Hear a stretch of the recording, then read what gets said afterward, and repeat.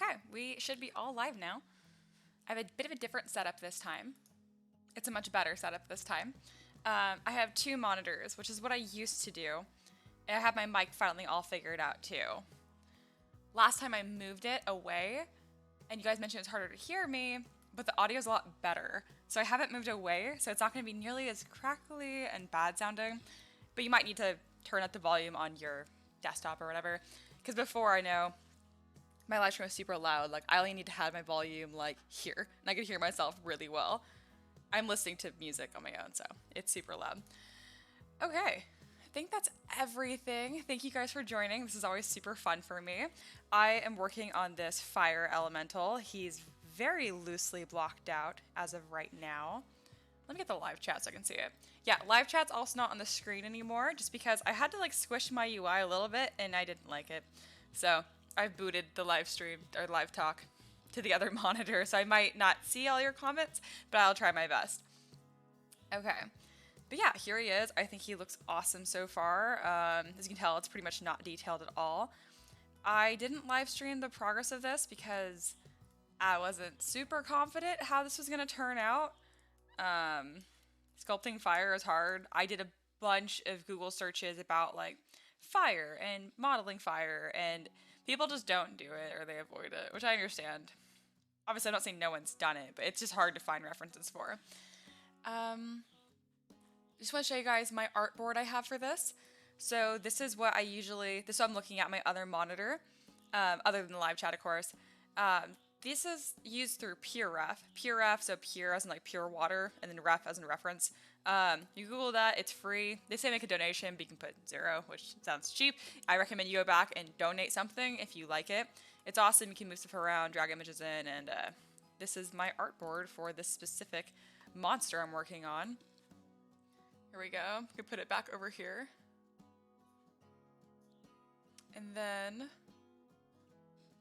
waiting for this to stop. In case you guys are curious, this is what I'm listening to. I super recommend it. I really, really enjoy it. I have some just general music on the background for you, but a lot of you guys know I love my cello covers, so that's what I'm listening to right now. And the other thing I'm doing about this live stream is a little bit different, is I will be taking breaks for once. I have a timer on my phone for every 25 minutes, and I'm doing that because, yeah, I feel like a lot of people watch these live streams now, and it's really important to like have good practices and stuff. And I haven't been showing that. I live stream like 3 hours and I work the whole way through. And that's because I'm a monster and I forget.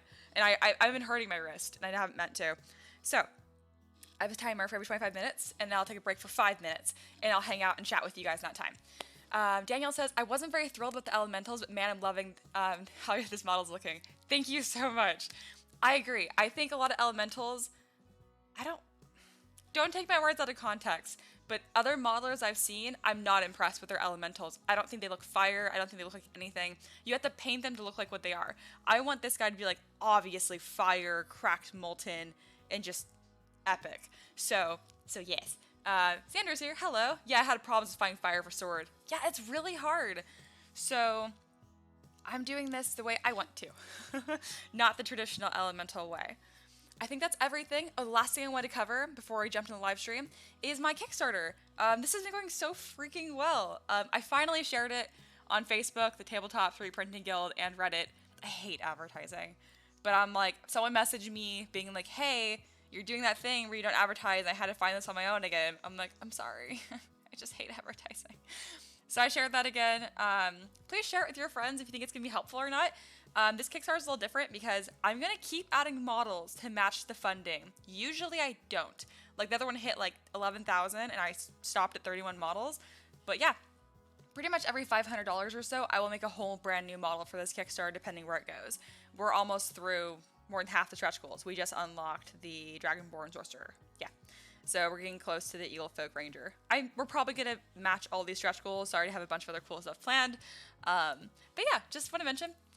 And Zaxa says, do whatever you have to take care of yourselves. Hi, and yes, please don't hurt your wrists, the cat says. Yes. So don't be an idiot. If you're an artist, please be good about yourself and take care of your wrist. I have my timer. And yes, if I work for more than 30 minutes and you guys happen to notice, let me know and I will stop and I will take a break. I just forget. I was so used to in school, when I was in college for my engineering degree, I had to work for hours, and there was time for breaks sometimes. Anyway, so this is my dude. Let's get this timer started. I got hot coffee and English muffins. And I'm very excited. I assume the audio sounds okay, because no one's complaining. It's way better than last time. I did a recorded test. Sorry it was so shitty last time. It's a new headset. And I know I got like the whole total weeb look with my cat headphones and my pink chair. Sorry guys, it's my true form. It's embarrassing, but it's what I like. Anyway, alright. I'm actually doing it. Here's my 25-minute timer. Bam. It's going. So let's get started. Oh, there's 10 people here. Woo. Hello, people. Alright, let's get going. So, in case you're wondering, the way that I got this concept and stuff, let me grab my reference board. I liked this one the most. I thought it was just really beautiful and elegant. I think a fire is really sexy, I guess. Out of all the elements, I find fire to be like the sexiest. So I wanted this to look really elegant and powerful. And yes, I guess it looks more male, but males can be sexy too. So I didn't like these spires on the head, but I liked the mask, and it reminded me a lot of the Forest Guardian that I did. So I wanted to work on that. Ooh, Kat says audio is great. Yes, good, because it sucked last time, and no one complained because you guys are sweethearts. These are the best minis I found for fire elementals. So I'm going to reference this one very, very heavily when I start texturing the fire here. And I wanted to live stream this because I'm probably going to suck. So I wanted to show you guys that so we could learn together. I did not live stream this progress because, again, I was really, really shy. I shouldn't have been. I wish I had shared that with you guys. I was just really not confident in modeling this. So let me save this. And before I actually start modeling on this exactly, I do want to see if I have quick save files I can click to show you guys the progress since I don't have a speed sculpt for you. Just because I know I already see 4 of you here are part of my Learn to 3 new model, and I know it's helpful, and I know it's cool for you guys to see. Okay, this is how he started. I say he, whatever, it. This is what I started with. Really inspiring, I know. I have these broken into different subtools. And it just pretty goofy looking so far. And after that, I put color on it immediately because I knew this was going to be really hard to do. After that, I started concepting and developing the shoulder pads. The reason I did these that was the original ones, they look terrible. These rock shoulder pads because I have a painting contest going on, and seeing you guys paint them, you're talking painting now in the chat, reminded me how important it is to make models that are fun to paint. And just making a giant fire glob, because again, even though this mini right here is very cool, I want to do better than just a giant fire glob. So I wanted to give him rock as well, so that way there's something else to paint other than fire, because I'm telling you, I would print this in red transparent resin and call it a day. I would not paint this. It doesn't look fun. So I wanted to make it fun. Once I got that developed, I kept going through with my general shapes here and improving them more and more and more. Yeah, I'm going to give him a fire head, I think, so that's why he has these little spikes in this stage of the concept. I guess I didn't have to do the speed sculpt. I hope this is helpful for you guys to see the progress. Yeah, Kat says, always love to see the in progress sculpt phases. Sweet, that's what I'm doing. I think this looks so much better, these shoulder pads. I made these using a surface modifier, and I will show you guys how to do that. And bear with me because the surface modifiers cause ZBrush to crash a lot. So we're gonna have a fun, slow day. This live stream might be like 6 hours. I'm just gonna live stream all of it because I'm doing breaks now. Okay. After that, I went in and I detailed a little bit more on the face and started painting the body, I guess you could say. Oh, here I was highlighting the orange and yellow in there. Here we go. So this is kind of what I'm with now. I haven't done these yet, obviously. So that's pretty much up to date on how we got to this point. So let me open up my file here. Here we go. And this is where we are now. So what I'm going to do, I'm going to probably detail these up first. And then I will start working on these flames, which I'm clearly avoiding. My biggest concern with this model so far is I feel like this head piece reminds me of a cow skull for some reason, and I don't necessarily want that. Oh, hey, Marty's here. Yeah, hello. I don't know if you were here for the beginning, Marty, but I went through and showed the progress of this model, and you might find that interesting if you want to click back and just kind of see the stages really quick. Okay, I'm actually going to restart my timer because I wasn't using my wrist, so it's fine. And starting 25 minutes now. Someone in the Discord mentioned, they gave me a lot of good feedback. And I want to talk about giving feedback to artists really quick. And this is not to slant on Xander. Y'all were being super goofy. You and Celio. I wasn't mad at either one of you, even though I seemed real sassy. You guys were being fun. But when giving feedback to artists, it's really awesome if you clarify that it's optional or whatever, and that you're just being sharing your opinions, obviously. But more than that, he was giving me, or she, I don't know, was giving me reasonings. They mentioned, can you please make the eyes and the mask bigger so it's easier for me to paint? Because he had this like really cool plan to make them glow. And I was like, that's super cool. So now I'm making these eyes bigger, but I'm keeping the overall shape. I think that will definitely be easier to paint now. So again, since I know what he was trying, or she was trying to do, I can work with that. It was also their suggestion to put these cracks in the armor, which makes a ton of sense. So yeah, I'm really excited with that. Also, oh my god, I painted these shoulders, like these rock molten things, so freaking poorly. So here it is, not painted. So you can see how good this is gonna look. Most of these fine details are not gonna show up in 3D print. That's totally fine, because the big ones will, and they will take the paint really well. And if you decide to print this at like, I don't know, like this big, all of it's gonna show up and it's gonna be sick. So yeah. Daxa says, oh wow, those shoulder pads. You could really get some cool molten rock effects on those. Yeah, that's my thought. I want this to be truly unique and Mia-esque. So, a lot of you guys here, I trust, I guess, because I feel like we hang out on live streams a lot. And recently, I've been comparing my art to others more, and as most artists know, that's not really a healthy thing to do. I can't help it because I feel like a lot of my competitors, I guess you could say, they're good people. I love their art style, and so I look at it and I just see that my art doesn't look like that. But I really like what I make. So what I'm trying to talk about is like most minis are a bit chunkier, I guess you could say, and they have thicker trim, they're more cartoonish looking, mine are a bit more semi-realistic. So I've been kind of like pushing to make my stuff look more like theirs. I don't know why. And with this fire elemental, I think I'm going to stop doing that and really lean into what I like most about my models. Because I really want to make something unique here. The support on Patreon has been unbelievable. We're almost at like 3,000 a month. I am able to make more, or Ricky and I together are able to live off of that and comfortably, and I'm so freaking grateful. So I want to make something really awesome for you guys while still being true to myself and the kind of stuff that I want to make. So I think this elemental set is a really good way to kickstart that off with things that I truly want to make. And again, I've always liked the models I've been making, but they haven't all come from a very good headspace.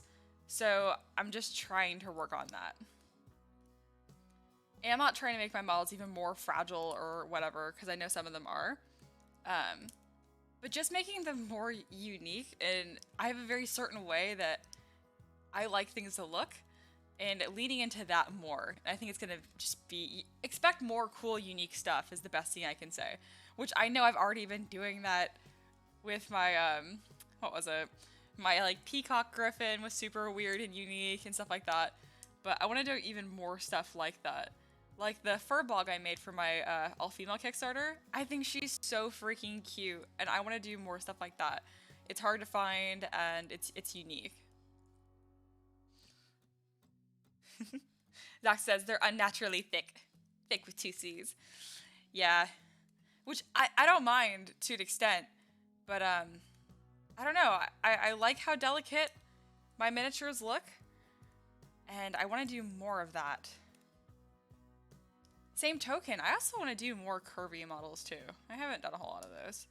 But like actually curvy, not just like, oh, here, exaggerate everything. That's not how to do it. So you can expect some of that too, which I'm really excited about. All right. That was kind of like a unintended chat at you guys.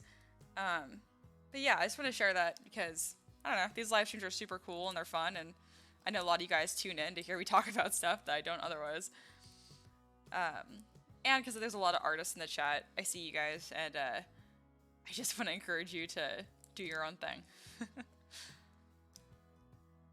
Obviously, all artists are influenced by each other, and I think that's beautiful, but recognize what makes your pieces different and lean into that as much as possible. I think that's how we get like the coolest and different looking models and stuff.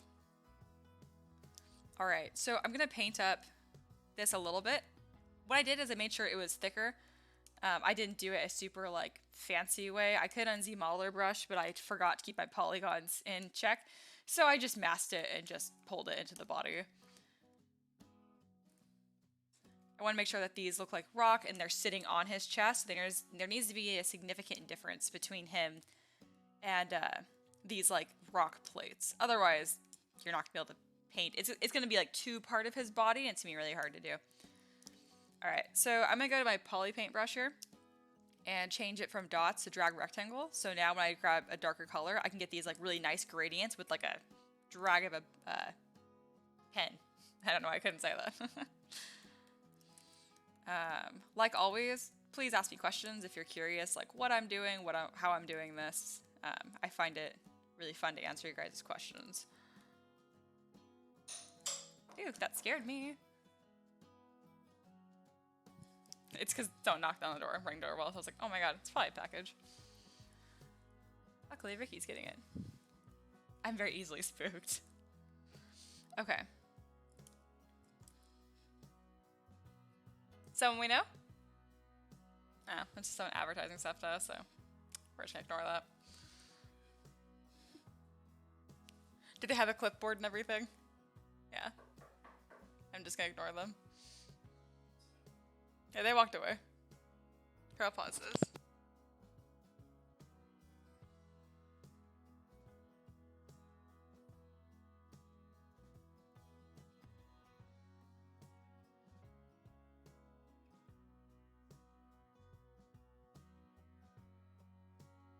Yeah, pardon that. There's just some dude walking door to door advertising crap like usual. Let's see. Marty says, I've been saying that to a few artists on Patreon. There are a lot of rude comments not getting what they want. I'd rather an artist do models they want to do. I can def see when they do. I really appreciate that. And again, damn, I'm making good money on Patreon. I'm not even saying that as a flex. I'm saying that as like, as an encouragement that I need to make stuff that I want to make. Because obviously that's what you guys want to see. And that's what this is. So yeah, it's going to be awesome. Because some people out there I know, like, I'm almost making $3,000 a month on Patreon, and I know that's not even enough to cover some people's mortgage. But for Ricky and I, that's like, for context, last year, Ricky and I collectively made like way under 20,000. Like, so not last year, but the year before that, when we were both, I was in school and he was working full time. We broke. So we don't have a lot of expenses. That's how we've always been. So to have money now, it's just so freaking nice to have like a comma in our bank account and to have savings. I save everything. That's just how I am. I don't like spending money. I like things, but I don't like spending money. I like keeping it. So I'm just gonna try and take advantage of this as much as I can and make some really cool stuff. Okay, so back to actually modeling stuff. So I want to texture these to look the same as this. So what I'm going to do first is I'm going to probably give thickness to it now. I didn't do that last time. So the way that I detail these is with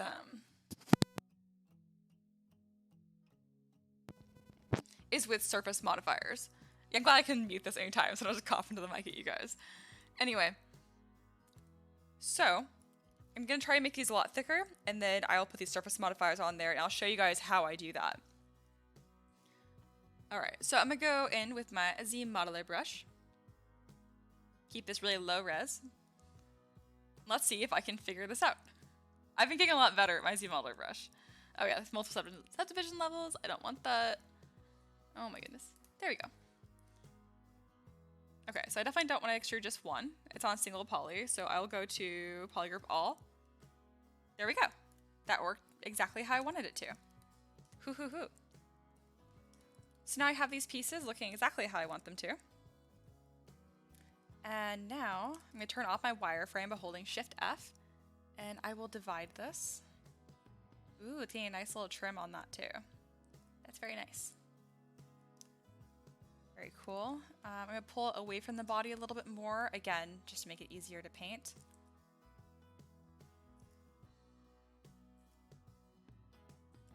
It's not inflating the right direction. It's like collapsing for some reason. That's weird. I wonder why it's doing that. It's still inflating. I have to just do it backwards. And I'm still thinking about what Marty said, because it was a really good comment. Just, yeah. I think it's natural to, like, cater to the jerks. Like, you don't mean to, but as an artist, I don't know. The jerks are a lot more vocal usually. That's why I'm really grateful for these live streams, because everyone here is super nice, and I get to interact with you guys more one-on-one. And, yeah, I don't know. It's hard to tell who's being a jerk and who isn't sometimes. Some people are just, like, genuinely, you know, they want to see certain things, and I totally get that. For the most part, it's people being pretty demanding, you know? It's really hard to tell who is who. I've been having Ricky help me with that a lot. I'll, like, read comments to him, and I'm like, is this person being a jerk or not?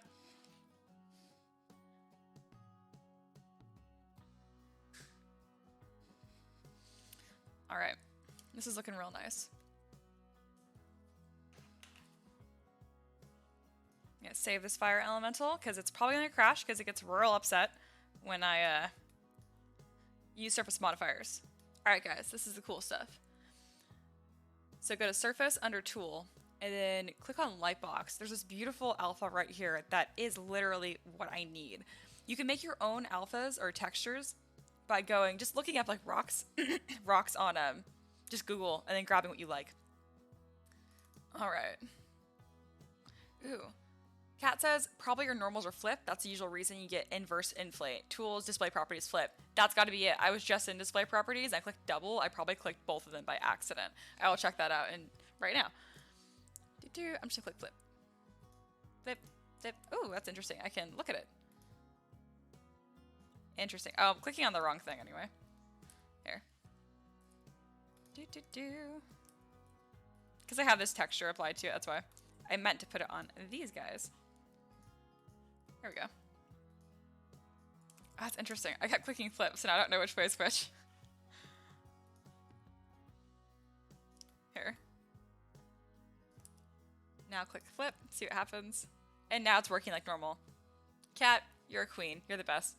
She says, back in a bit, I'll try to make dinner. Yeah, have fun. Have an excellent dinner. Alright. Back to what I was doing. I'm going to save this again. Because, again, it tends to crash with surface modifiers. I don't know why.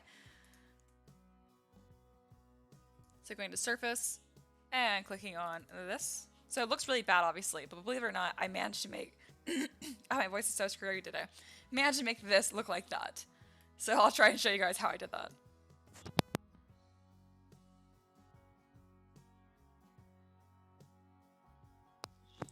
Okay. So I'm going to go to Edit, and fix that in here. Alright, so the biggest one that I was changing was the strength and the alpha scale. That's helped me. Here we go. Look how much better that looks. So zooming that out, probably to about there. What I love about this is that naturally it's very asymmetrical, and that's going to look nice. Alright, so what's tricky is that, here I'll zoom in, is I really want these cracks to be as deep as possible, but when I do that, it makes it really like noisy and gross looking. So I'm gonna figure this out. So it looks like noise scale doesn't do anything. Alpha scale definitely does. So as you can tell, I'm still learning this too. Magnify my mask isn't doing anything, so I got my two things, alpha scale and strength, or what's working. I think this does stuff too. Sure does. Alright, let's put that curve down here, because I'm trying to reduce the noise in this alpha. I think that's what's helping. So now I increase the strength. And I'm definitely decreasing it, it's just making it so it's carving in instead of pushing out. So that's doing the opposite, for example. There we go. All right. So this curve thing is magic. I really wish the X and Y axis were labeled. I just see H and V, because if they were labeled, I would be able to figure out what this is. Walker's heading out too. I need to walk dog before it gets too cold. Bye, everyone. See ya. All right, so that's looking really cool. I should probably watch a tutorial on this, but I'm figuring it out myself. That's when I tend to remember it the most. All right. That's looking so freaking cool. Okay. Let's adjust the alpha scale because I do have some overlap that I don't like. All right. That one looks pretty good, but there's nothing on that one then. There we go. Pretty happy with that. This is a smaller piece of the model, so I do want to make sure the details are exaggerated as possible while still, ooh boy, that's a choice. I accidentally grabbed another dot, and so it's like being super wonky. There we go. Let's see how this looks. Let's see if this works. I'm gonna say okay, and then I should apply this to the mesh and see what happens. Hey, Bruno's here. Hello. All right, that looks sick. Let's see if this works. Apply to mesh. I mean, so it got really pixelated, and that's because I probably don't have enough polygons. I have 12,000. So you can't see that because my little head is right there, I think. Here. I'm gonna move me. Woo, there I go. So yeah, down here, that's where I have my poly count. I always had that visible, just letting you guys know. All right, I'm gonna go back to the corner now. Whee, all the way back. All right, my settings are all fixed up now. All right, so to give it more polygons, I'll just go to divide and click divide. So now I'm at 199,000. Now I'm at almost 1 million. That should be more than enough. All right, surface modifier. Where art thou? And apply to mesh. Yeah, that looks so sick. Man, that was a lot less painful than doing these the first time because I didn't know what I was doing. All right, that looks fantastic. So now I can go into geometry. And, oh, interesting. So when you apply a surface modifier, it deletes your subdivision levels, I think. Interesting. I didn't know that. So I'm actually gonna dynamesh these, I think.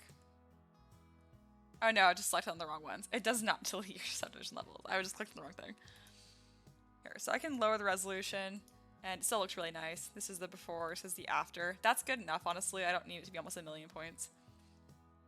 And let's poly paint this really quick, because that looks sick. Alright, I want a darker brown, so I'll grab that color by hitting C, as in like C for color.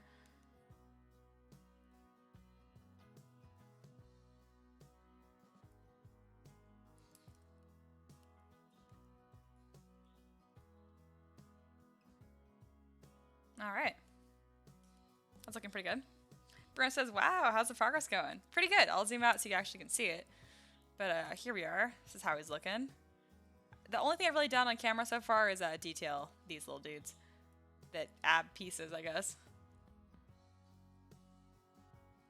Alright, I'm happy with that. I do want to grab like a good yellow. Kind of get that glow look in here. But the only problem is it's not in symmetry, obviously, because I want the cracks to look good. So I'd have to do it by hand.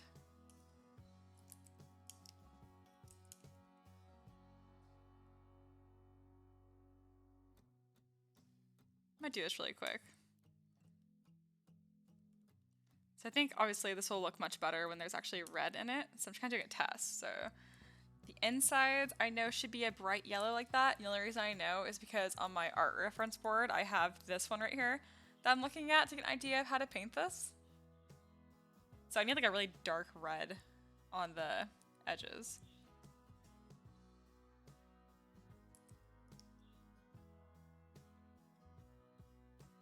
See if I can smooth that. This doesn't look very good. I'm not super good at painting yet, guys. But I will be.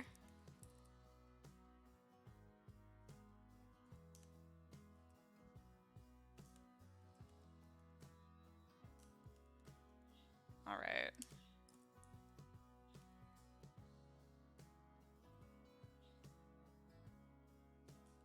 I mean, it doesn't look terrible. It looks cool from a distance. Yeah, so he has fire on one side of him. That's fine. I don't want to do the other side right now. All right, I'm really happy how that's looking. I do like how these look messier, if you will. Let me turn off poly paint entirely. There we go. Oh, also another thing about this live stream that's different. That's weird. Why is Smooth doing paint? Anyway, the model should be a lot easier to see now. I actually figured out how to lighten it up. I think it was Marty who mentioned it last time. That was just kind of hard to see. He wasn't being rude or anything. It was just hard to see. So I made sure to go through my settings and figure that out. If you go to preferences, not preferences, render, and then go to adjustments and click adjust. So this is before, this is the after, but it's already been adjusted once. I adjusted it again to make it even brighter just for this live stream. That way it's as easy to see as possible. But yeah, I hope that is helpful.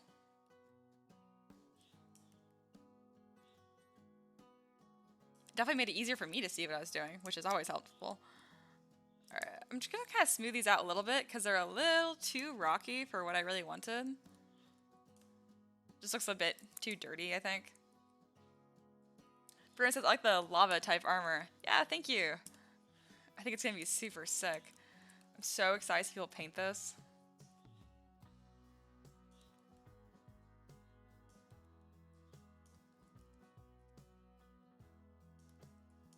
Alright, smooth that out a bit. My only issue is like this obviously looks way freaking different than these do. That's because I knew what I was doing for these ones. I do like that these are messier though. So I'm gonna try a few things. First thing I'm gonna try is using morph targets. So I'm gonna smooth out what I want to be exaggerated. It's kind of backwards, I know. And then, there we go. So that's, yeah, there we go. That's exactly what I wanted. Now it's a bit messier. Actually, I'm gonna go in with my favorite alpha. I swear I use this alpha on freaking everything. And just kind of scratch this up a bit. There we go. How's that? Much better.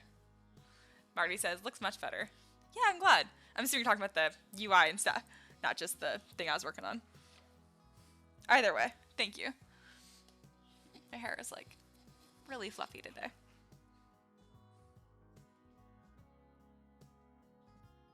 Bruno says, talking about painting, you need to start thinking of trying the contest. Yeah, you do. I want to see what you do.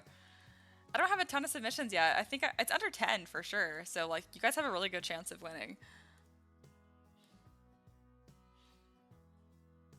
But it seems like people are really excited about the contest, which I knew people would do it, obviously, but I didn't expect everyone to be so excited and, like, chatting about it. So I might do one every month. So you might have a chance to win a custom model from me every month. We'll see.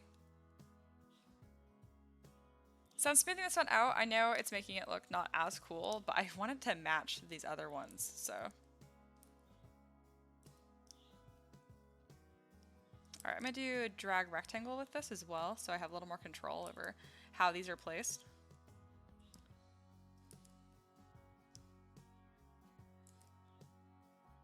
There we go. That looks much better. And now they actually look like they match. So I'm gonna dynamesh these. They do need a little bit more resolution. So I'm at 190,000 points, and now I'm at 370. Cool, that's better. I did not finish what I was saying. It's fine. There we go.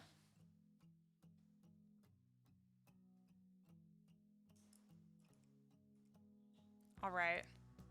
So now at this point, we start detailing the fire on it, which I'm really excited. Fire is so tricky. So, because pretty much all the elementals, wind, fire, water, earth is the only one that, like, I think looks clearly different. I think most elementals, you could just paint a water elemental, like a wind and fire, really whatever you want. I also don't want the water elementology to look too much like goop. So that'll be fun. We'll see.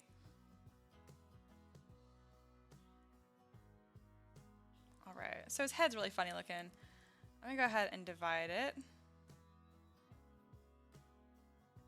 There we go.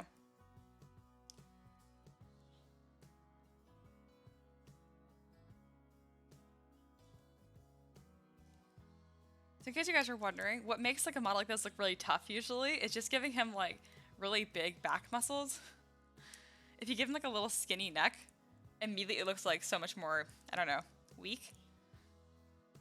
Just in case y'all were wondering. I'm also gonna look at the face here for a second. It's all concave because I haven't been paying attention to it. It's not actually gonna show his face, so I'm gonna see what's in the chat. It looks so much like a water element. Xander, you're just being a dork. Ah, I see you're making a joke. Bruno's like, this Xander guy, hilarious. I don't know, it needs more belts. Biggest troll. Yeah, he really is, though. Okay, my alarm is going off, which means it's been 25 minutes. Oh, it's so hard for me to stop working, guys. Okay. I'm gonna stop working, because it's been 25 minutes, and that's what I said I was gonna do. That means I'm not gonna work for 5 minutes. So if y'all have questions, I guess I'm just gonna hang out like a normal, healthy artist that gives their wrist breaks. God, my wrist feels so good right now.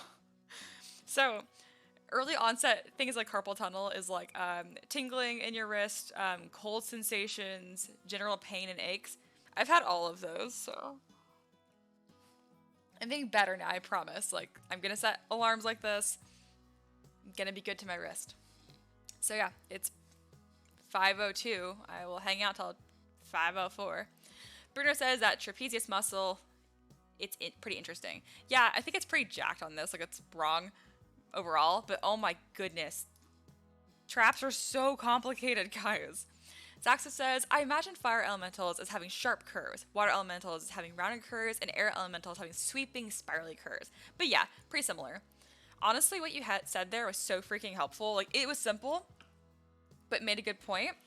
I'm gonna write it down. Just because I like having themes for all my models. Okay, I'm gonna copy this. I have copied what you have said. It's funny because I'm talking about it, but I actually do this all the time in the chat. I will copy and paste things into a note just for me to have later. There we go. I have it now. And I know it wasn't like revolutionary, but like you summarize it really nicely all at once. Yeah, Bruno agrees. And I like that. So I'm keeping that. It's so hard to not work for 5 minutes, guys. Here, I have an English muffin. I hope this isn't super loud in the mic. I'm gonna pull up OBS and see like if the audio levels spike while I eat my muffin. Okay, it didn't move at all, thank God. I'm gonna eat my muffin.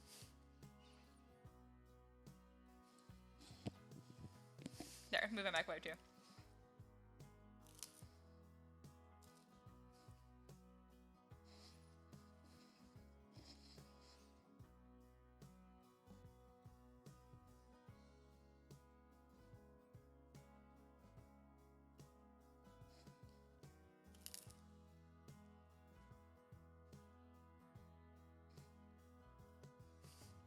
I see Xander.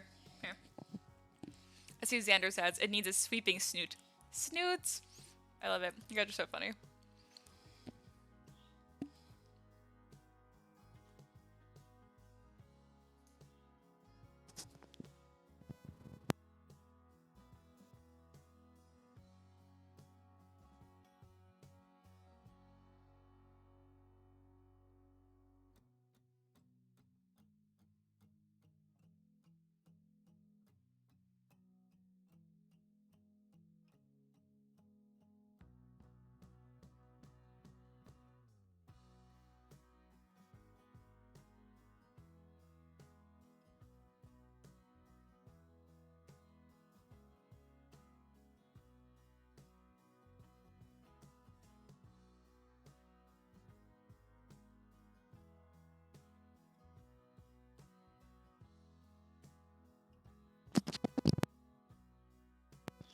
All right, it has been 4 minutes, which is really close to 5 minutes, which means I can get back to work. I'm setting another timer for 25 minutes, and we'll go. Let's see. Xander, your commentating makes sense. I think this is the hottest girl yet. I think it's a little more masculine looking, but yeah. Okay, Bruno found it funny. Let's see. Y'all are the best. Okay. I'm just looking at my audio levels, so I move this around a little bit. I have a new timer, 25 minutes. Bam. If you guys didn't know, what I'm doing right now is kind of the Pomodoro technique, where you work 25 minutes, you take a break. I'm just doing it for my wrist because I've been like majorly screwing up my wrist recently because I forget. So, I'm doing better, guys. Okay. Time for the fire. The part I have been totally putting off.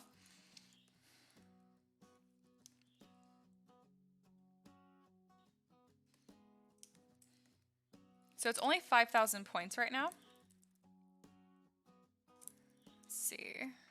Okay, no, it's not. I'm on the wrong thing. This thing. This is 13,000 points. Okay. I want this to be pretty low poly while I get the shapes for this. I like the overall swoop right now. Obviously, this is asymmetrical. This is way too symmetrical. I will pose him. He's going to look kind of similar because I kind of like this like big stance he has, but I'll be changing it at least a little bit. I'm just going to like move my hair.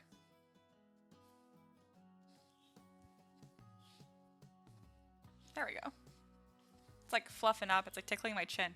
Okay. So, I don't know how to sculpt fire. So don't necessarily be like, oh, cool, this is how you sculpt fire, because I don't know. So what I'm going to do, because I'm thinking what Zaxa said, he thinks sharp, right? Which makes sense. So I'm going to use this spiral brush just to get the general shape, because it should be really fluid still. And then I'm actually just going to hand detail pretty much all of this. I'm sure I'll find a really cool, sexy brush that does it for me in the future. Today is not that day. And plus, I don't use brushes unless I know how to do it myself. Nothing wrong with using brushes, but I think it's real lame if you can't even sculpt it yourself, that you have you rely on using brushes. Zaxa says, don't burn yourself out, winky face. And then, yeah, Marty says, fire puns. Yeah, you're so dorky. But no, you have a good point, and I won't.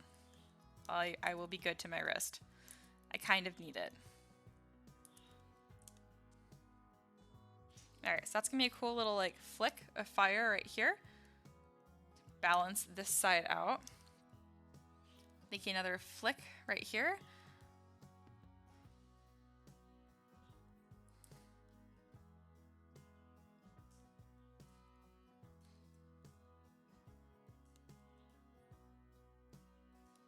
Here. Usually I don't detail one area too much. I work on the entire thing just a little bit at a time. But for this, I really want all of it to work together. So I think I'm gonna just get all my spikes defined here.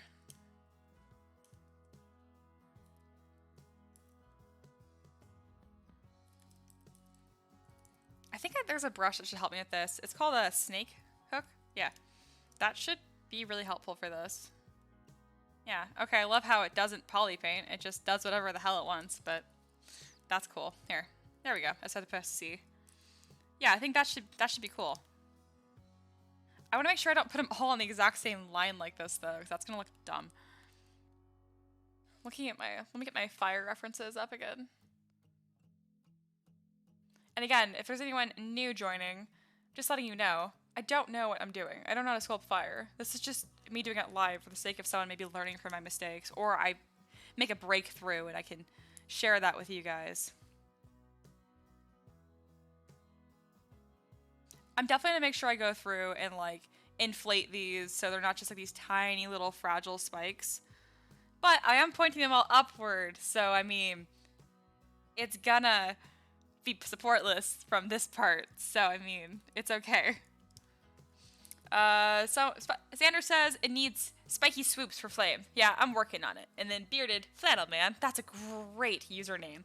That immediately looks better. I'm glad. I think, again, general shapes are the most important part.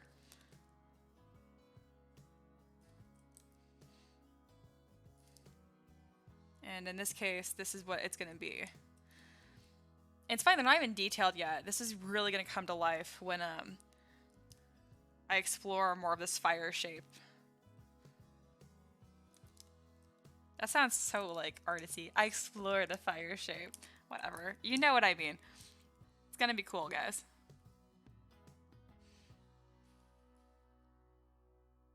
God, every time I do these little spikes, I'm thinking of a certain sword from Okami.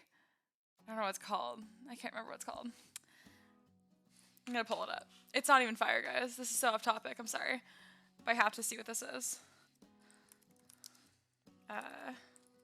Yeah, Ninetales sword. I'm thinking of this every single time, and I don't want it to look like this. I want it to look like more fluid. That's cool. Someone made it look more like fire.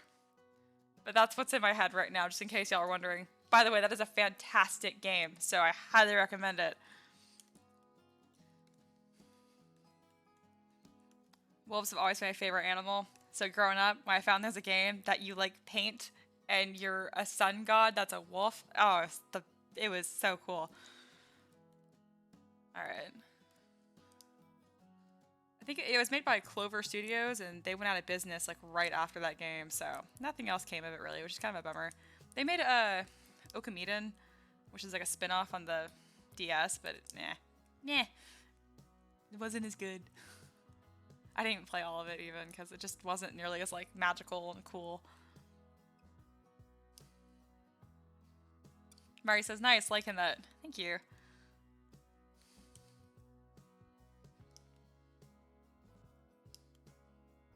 And then on the tail here, I really want some big licks of flames. And again, making sure that this is all pointing straight up. I don't want to support any of this. I doubt you guys do want to either.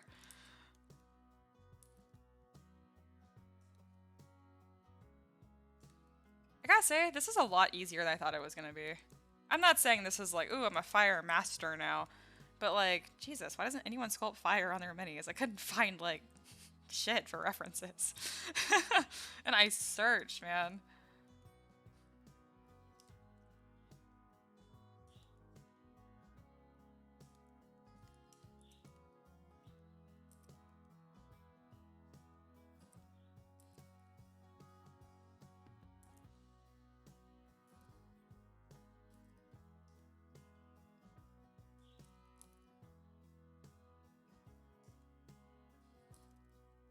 I want to do something else with this little like hip piece. I just don't know what to do. I think I just want the whole thing to be more dramatic. Yeah, this is too small.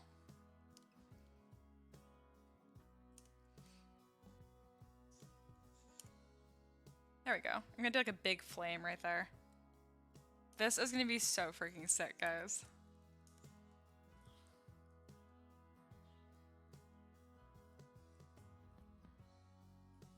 Wow, Xander actually said nice. Are you giving me a compliment? Because that's not how this dynamic works.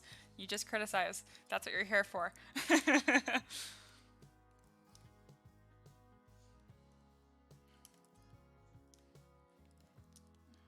Whoa, what is this? No. I don't that showed up on your guys' screen, but that was weird.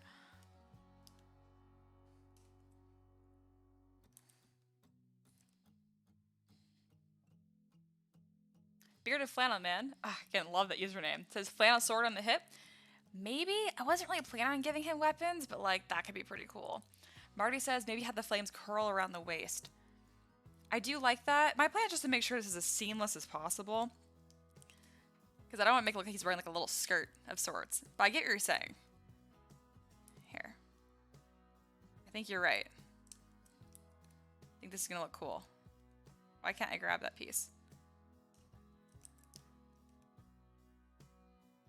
I just want to... No, ZBrush. I'm just... See how this is a straight line right here? I'm just trying to like smooth it out and move it if it doesn't want to. Here. I'll just Dynamesh. Oh wow, went to like 1,000,000 points very, very quickly. I hate that. Here we go. There we go. That's all I wanted to do.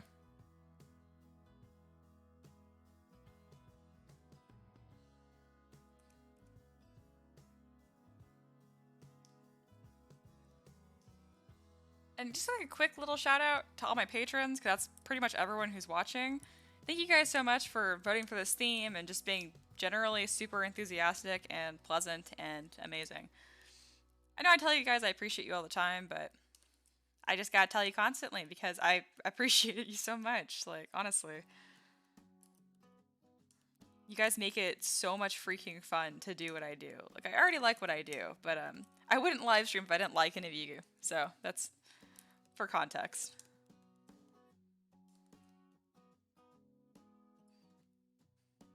Alright, I need to be careful not to make them too wavy, otherwise they'll just look like little tentacles, I think.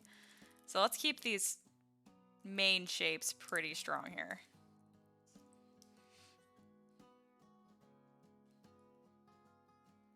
I'm still thinking about the idea of a flame sword. I do like that. I do think that'd be pretty cool. Alright, this little piece right here is kind of weird. It's like, what's happening there?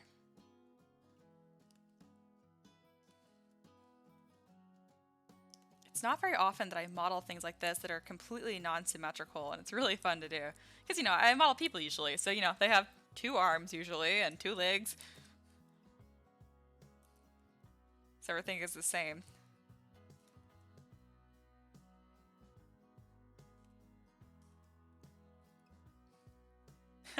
Bruno says, no, we appreciate you. Aw, thanks.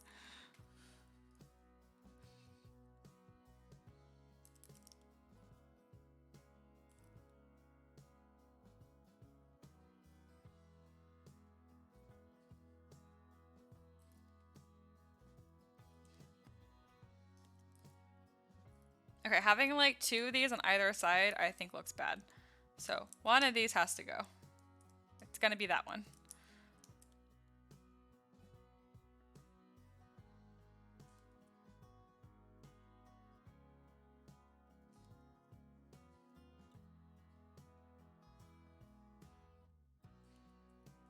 Right now on that cello playlist I have going on, like my favorite song is playing. Let's see, what's it called again? I never remember. It says it's called One Summer's Day, but it's not. Anyway, it's one of the instrumentals from the movie Spirited Away by Studio Ghibli. It is such a good song. It's not called One Summer's Day. What the hell is it called? Anyway, I spent like months trying to learn on piano, and I can do like an okay job at it. It's really hard.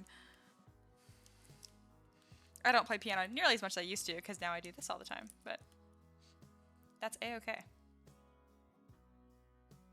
That's kind of a fun fact. Until last year, when I did this like full time, I always considered myself more of a musician than an artist. I never really considered myself like an artist, like, oh, I doodle and stuff like that. So it's so funny because now it's the opposite. Now I'm not really a musician anymore. I'm more of an artist. Because to me, it's like, just because you can do something doesn't make you that thing. It's like, what do you do every day? That's like what you are, what you profess. And yeah, I definitely do not play piano every day, so this is what I am now. Not that I have a problem with it. I think this is awesome. Just wild to me because I never ever thought that'd be the case.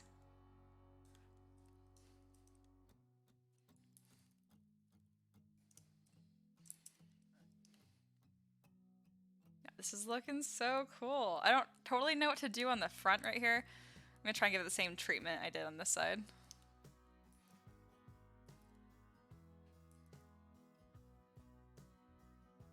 Bruno says piano, interesting. Yeah, I was classically trained, which sounds really fancy, just means I play a bunch of classical music. From the time I was like 8. My first piano teacher, her name was Mary Sargent, and I am not shitting you. She was just as mean as she sounded. I'd sit there, I'd just cry. Like, I was a pretty tough little kid, okay? Nope. Not against Mary Sargent. That didn't last very long. And then I quit that because I pretty much just wouldn't get in the car one day. I never talked back to my parents, so I didn't talk back. I just sat there in front of the car, and I'm like, I can't do this. Anyway, I was like 9. And then I went to David Bruce. Super awesome man. I don't know if he's still giving lessons anymore, but he's absolutely amazing, and he taught me pretty much everything I know. So I did that up until I moved off to college. So I took lessons once a month, once a week. How do I not remember this? This was for years of my life. I don't know. I took lessons. I think it was once a week. I'm like 90% sure. And I did that until I moved off to college, and I moved off to college when I was 18, because my birthday is December 14th, so since I'm a December baby, I'm a little older than everyone else by like 6 months, because I was like too young to start kindergarten, but then when I finally did start kindergarten, I was like a year older than everyone, because, you know, December babies. So yeah, that was super fun. When I was choosing my major, my dad asked me, and he was like very serious, he's like, do you want to go to school for music, you know, is this something that you want to do? I didn't. I never thought about pursuing a job in the arts at all. I was like, nope, engineering is the coolest, and that's what I want. And here I am. I mean, I still got the engineering degree, I just don't use it now. Nah. So yeah, there you go. A bunch of information you didn't ask for. You're welcome. I love talking about myself.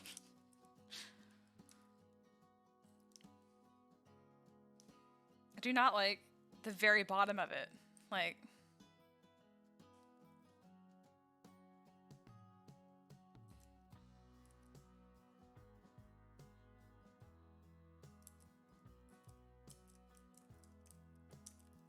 I do like it a little bit taller. I'm also going to turn off perspective and trim the bottom so this is flat. Because as of now, it'd print all like wonky and stuff.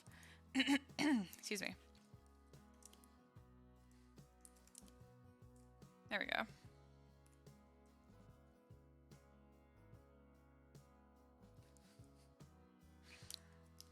All right. Bird said that's cool. I like the interaction. I'm a real chatty person, so I'm glad you do.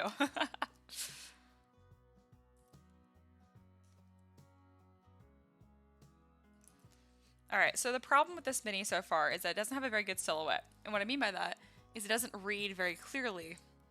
So for example, I turn off polypaint, click on V. See what I mean? Like, you can kind of tell what it is. Obviously fire, you got something going on here. But this shape right here that I've created, not crazy about this bottom shape. The flames are looking sick. But I need this to have more of a clear curve. Like, is it going to be a C curve here? What's happening here? So that's what I'm going to work on right now, is fixing this overall shape before I get too far into the details. I have a question. One question, Mia. Do the 5.5, so 550 patrons, have access to the spooky models? Yes, sure do. And because you asked, and because I'm in a good mood, I'll show you. So if you go to your Patreon rewards, this is what's shared with y'all. Go to your model library and go to January models. And then here you go. M3DM spooky Kickstarter models. My entire collection right there for y'all. All right, let's see. I think I want it to swoop left because I like this area a lot. So I'm going to flip it to the bottom here, and I'm actually going to pull this in and pull that out. There we go. Just giving this a stronger line of action. Otherwise, it's hard to tell what's going on.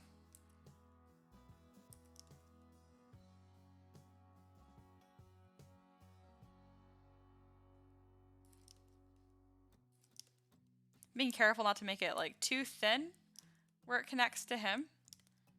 But by the same token, I do like this swoop right here because he's supposed to be pretty shapeless. I mean, he's fire. So yeah. For instance, okay, just download it then. Sweet.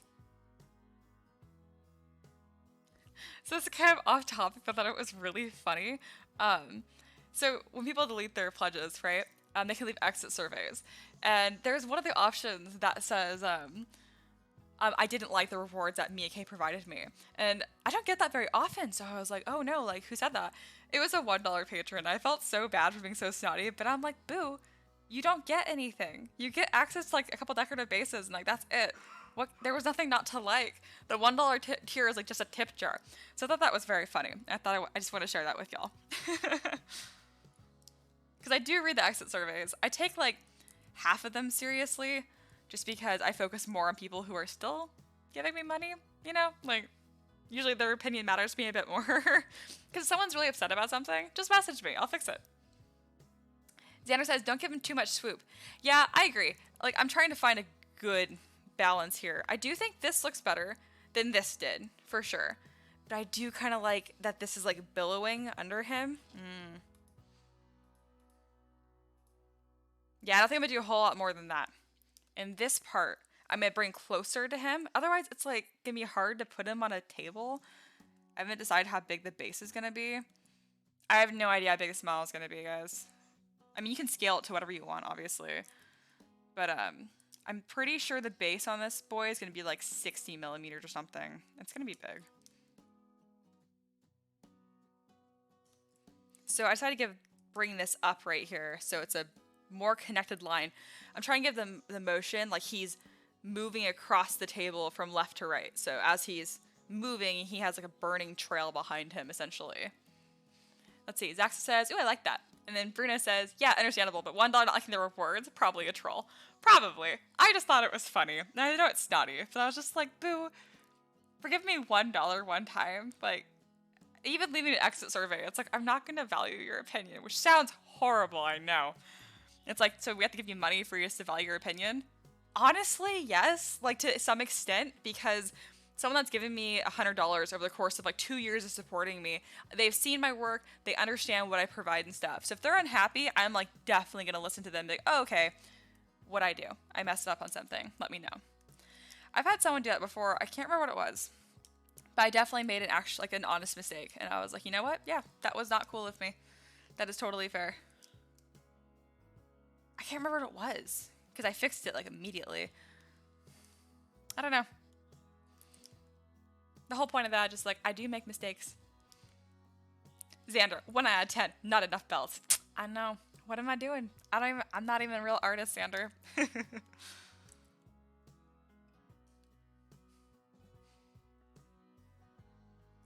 This is looking so sick. I'm so happy I did this live so you guys can see it. Also, there is so many people here. Like, there's way more people here than usual.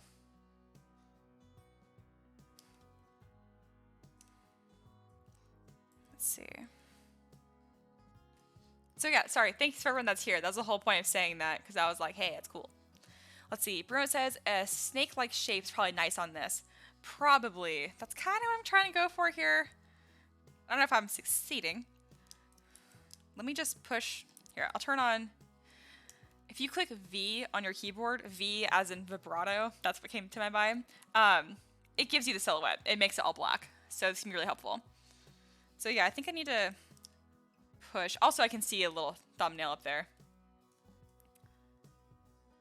Let's see. Xander says, still think it looks too much like an earth elemental. I definitely disagree with you, because or you might be just being a troll. Because like my earth elemental is not going to be sitting on a stalk of anything. It's going to be just rocks. You're probably just kidding. I see that you're kidding now. If you're not kidding, you should be kidding, because you're wrong. Let's see.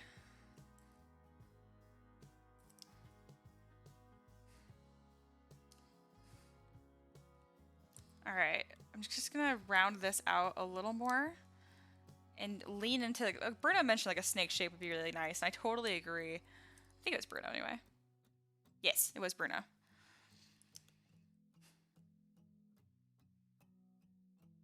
I think this curve being so smooth right here is almost a problem, but I'll deal with that later. Again, just kind of working on the general shape here. Bruno says, it's a troll. He said water elemental last time. Did he? I think I missed that then. Oh no, I read that out loud. I saw that. Oh, Zaxxas, this is the top comment for the live stream, guys.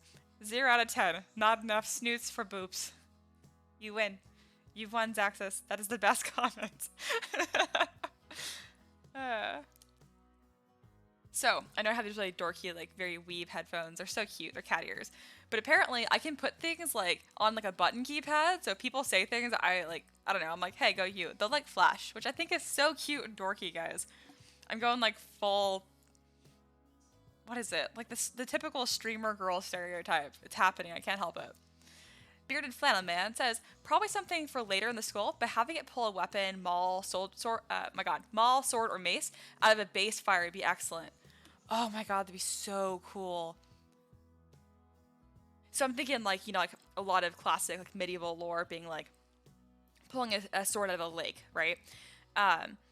So instead, if I could just make like a ring of fire and then have like a sword just standing in it, and then like make another version of this model where he's holding that sword. So like that'd be really cool for a DM to like put pieces on the table together and then like be able to like literally show it happening. Ooh, that'd be cool. And Xander agrees. 100% true. It needs more snoops and boots. I agree. I said boots instead of boops. Whatever. Mia's going weave on us. I know, I can't. I'm so embarrassed. I wasn't going to buy these cat headphones. I'm like, that is too dumb. I'm going to get the normal ones. You don't need the ears. They can come off. But they light up, guys. I'm only human. And I love cats. Yeah. No, it was a conversation for sure. Okay, cool. It's actually been 25 minutes, so I should take another break from my wrist for another, like 3-4 minutes or so. Okay, it's 5:31, so I'm gonna wait to work until 5:35, so only 4 minutes. But yeah, taking regular breaks is so important. I know I've said like 100 times this live stream, but I'll say it 100 more. Take breaks. Do not hurt your wrist. It's literally my livelihood is using my wrist to make stuff, so that'd be a huge bummer, guys. Let's get a render on this. Shift R. Yes, it's gonna be sick. I love it. Bearded Flannel Man, that or summoning it from a puddle of fire while he's pointing at it. Ah, that's also so cool. That's so cool. I kind of like the idea of a pointing pose anyway, just because, I don't know, it's cool. And he's so tall that I feel like he would be like, you know, very overlord, powerful. There's a word I'm looking for and it's not coming to my mind. But yeah, I get your point. That'd be sick. Let's see. I have these little like hand squish things. What are they called? They're like hand exerciser things to make sure my wrist isn't so freaking weak.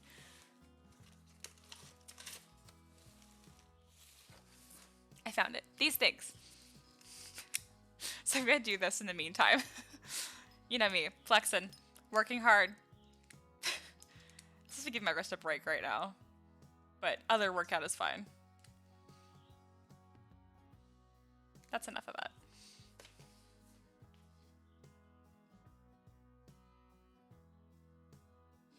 Zaxxus, dominating. Yes, thank you. That is the word. I'm like overlording. Overlord point.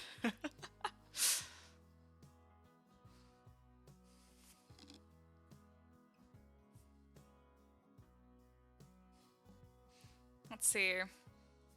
So this is my second 25 minutes. That means I've been live streaming for an hour, I think. Yes, just about exactly. I need to make sure I eat at some point too. I have my jam and English muffin, but it's all cold now.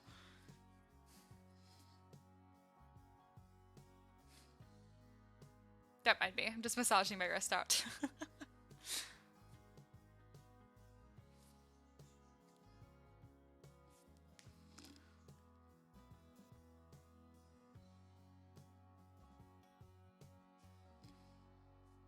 And let's see. Yeah, I'm gonna get back to work in about 2 minutes. So in these next 2 minutes, if y'all have any questions, it can be about the program I use, it can be about anything, just let me know. Don't worry about asking a question that I won't answer, because if I don't want to, I just won't, so don't worry about it. I've pretty much never gotten a question that I wasn't comfortable answering, though. That's not a challenge. I know you guys could ask stuff that I wouldn't answer. Look at you, Xander. I'm like, ah.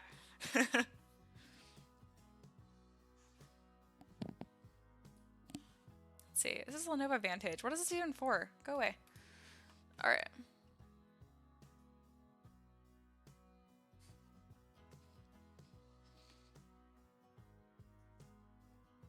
So while I'm taking this break, I'm going to pull my board over here. So again, I like these models a lot. I just wish they had more spikes on them, more fire. So I think I'm going to start working on this texture a bit now, actually sculpting these flames up and connecting each piece. That might be the hardest part, arguably. But luckily I have a good base shape, because if I didn't have that, then none of this would look good. Let's see. Xander says, what is your favorite D&D moment? Oh, that's hard. Okay, I know. So it was a Curse of Strahd campaign, and we were investigating some house, okay? And like it just went terrible. Like so we went in on the premise that we had just like some potions we're gonna try and sell her. So she's like some really rich person who in the town, right? And so we're in there and we're like, hey, so here's our potions and crap. And then like she wants nothing to do with us. She tries to throw us out. And I'm like, wait, I need to use the restroom. So I'm in the restroom just standing there hoping that my party members will like go do something. And they do. One of them polymorphs into a fly. Or he's a turtle usually. So he polymorphs into a fly.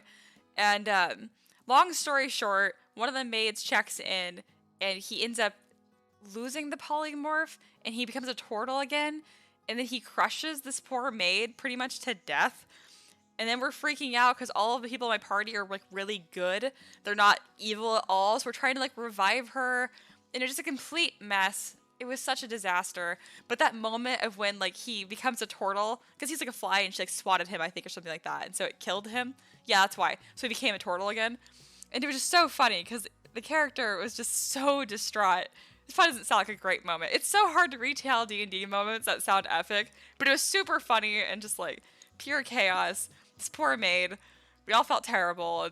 Our character is a complete disaster of trying to stealth into this dumb house. She didn't even have anything. We just wanted to look around and loot things. Bearded Flannel Man says, are you a DM or player that likes to sculpt? I'm a player that likes to sculpt. One day I will definitely be a DM. I'm planning to do, I'm planning to do a like one shot with my patrons actually through Roll20. I haven't like asked anyone to join officially yet or whatever, but I would love to do that. Like I would have a webcam over the board and I would control all the minis and stuff. That way we still use minis because I love minis, obviously. It's what I do. But yeah, that might be in months from now, but I really want to do that at some point. Okay. Daniel says, I'm thinking about getting ZBrush Core and doing $10 tier, but it will have to be a while. Yeah, it'd be super fun. It's expensive, so I totally understand if you wouldn't want to. But yeah, that would be really cool. Zaxa says, are the other elementals going to be masculine as well? No, I was thinking for sure like the water elementals being a bit softer and rounder in general. I know it's stereotypical, I guess, but it might come across as much more feminine. And the wind elemental is probably going to come across as like neither. And then the earth elemental is just be a giant rock gorilla. You'll see. Xander says, sounds like every Curse of Strahd game. Yeah. A pure good party, that's so rare. I mean, yeah, we're all pretty good. Let's see. Xander says, DM me. Axel says, you mentioned the one shot at some point before. I remember calling dibs. Yeah, I did. I mentioned it roughly or briefly in the Discord, and y'all were excited too. I love joining that Roll20 campaign. I know, I'd be so excited to do this. I'm like, I kind of feel bad because I'd only opened to patrons possibly, so it's like you're paying me to be your DM, but like, I don't know. It's fine. It's fine. Okay, I've took 2 minutes longer on my break than I meant to, which is fine. And yeah, let's get back to this. You guys can keep asking questions if you want to. I just might not see all of them. See, I do this thing where the longer that I talk, I start getting like this really, really rough, like not really British accent. I don't know what it is. I lived in California my whole life. I don't know where that comes from. Okay. Let's see.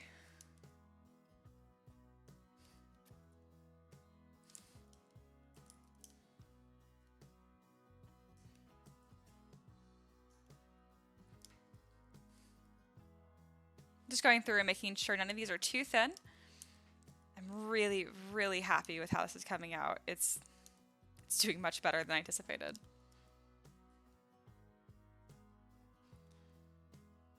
Okay. And again, thanks to everyone who's hanging out. This is a popular day. It's a lot of fun. And yeah, yesterday I wasn't online at all. I usually live stream on Wednesdays. I didn't do that, and I didn't do yesterday either, which is really, really weird. Yesterday, I was completely offline. I didn't check anything.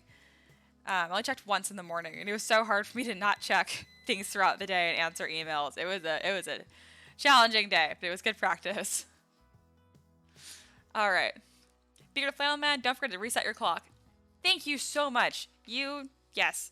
If I could somehow give you a reward for that, I would. Thank you. I totally forgot. Let's see. Xander says, I'll pay for that 1 month. We'd probably pay you to DM, by the way. Oh, you guys are both so sweet. You guys both said that. I don't know if I'd let you guys do that. Not for the first time, anyway, because I don't know what I'm doing still. So let me read the player's handbook for like the 6th time, and I'll get back to you.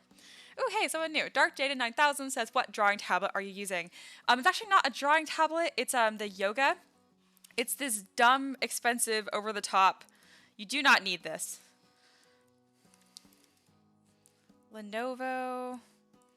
It's like a A9. I'm just pulling it up so you can see it. It's this stupid big screen. Just so you see what it is. It's this. This is what I use. It's like $2,000. I got it for way cheaper than that, like $1,500, because no one's buying these things because they're so niche. It's beautiful. Again, the screen is like this big, so I'm just touching this, moving it over. You do not need this. What I would recommend, actually, I'll go to my website. What I would recommend if you are looking at stuff like this, you can go to the website. I have my equipment. This is the tablet that I used forever. This one. It's fantastic. It's a Huon. It's pretty cheap. I know it's 300 bucks. It's expensive. However, for how amazing and high quality it is, you will never need to upgrade from this. If you want something really simple, I recommend the Wacom Intuos. This thing is not the $500 ones. That's complete bullshit. It's 100 bucks now. It used to be $60. They've made that more expensive because it got popular. Here we go. This is a really fantastic alternative. And if not, there is a Huon, like P20 or something. Yeah, it's 25 bucks. This will also work. So there you go. Bunch of info on tablets. You didn't necessarily want all the information, but you got all the information. So again, what I'm using right now, it's just a tablet. It has a touchscreen and a pen, but it's a computer that I can like push up and pull down to sculpt on. Again, way expensive for what you need. You don't need this. I just like having my desktop and tablet in one, so there's no cords and stuff. All right, Zaxa says, I can see the air elemental as being more elfin and androgynous for sure. Yeah, that'd be cool. Xander says, let's see if I can trick you into reading the player handbook again. I mean, you weren't tricking me. Dark Jaden 9000 says, oh, okay, thanks. You're welcome. Also, I'm sorry if I gave you more information than you needed. I do that. Okay. It's just so easy for me to pull up info on Amazon, like, bam, here you go. Okay. So, let me Dynamesh this because you can see how stretched the polygons are here. So if I try and sculpt on there, it's going to look really pixelated like that, and I don't want that. So here's the mesh now. If I click Dynamesh, you'll see that it retopologizes it. There you go. It's also at 1,000,000 points, so I don't want that. Let's lower that to like, there we go. So this is before, this is the after. And this is much more suitable for modeling details on. Okay. Let's get that super sick fire texture that I've been so excited to sculpt and afraid. I think I'm going to use a slash brush. If you go to Lightbox and go to brush, you will have this on the default. So slash, and I'm going to pick this one. I like this one because it has edges on both sides without me having to do anything.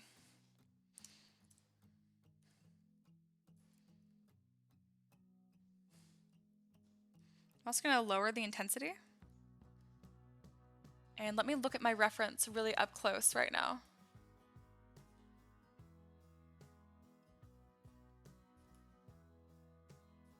So they kind of like curve into each other. Like this one, now that I'm looking up close, I actually don't like this model.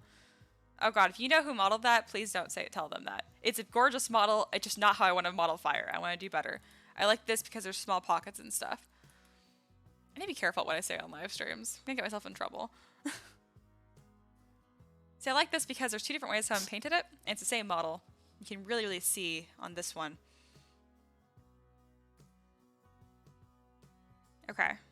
So yeah, it's almost like fur, which I know sounds crazy because it doesn't look like fur at all. But as far as the shapes and like this leaf petal-like shape,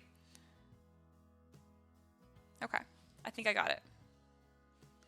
I'm gonna put this on my other screen.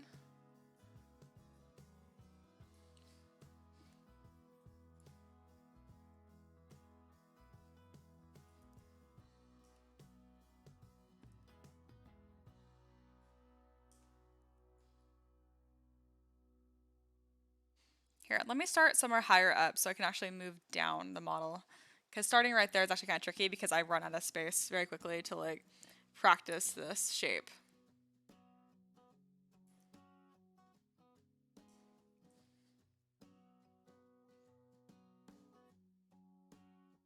Let's see. Bruno says, I like that with the dark background better as well. Yeah. Xander says, so much trouble the 3D model cops will come after you.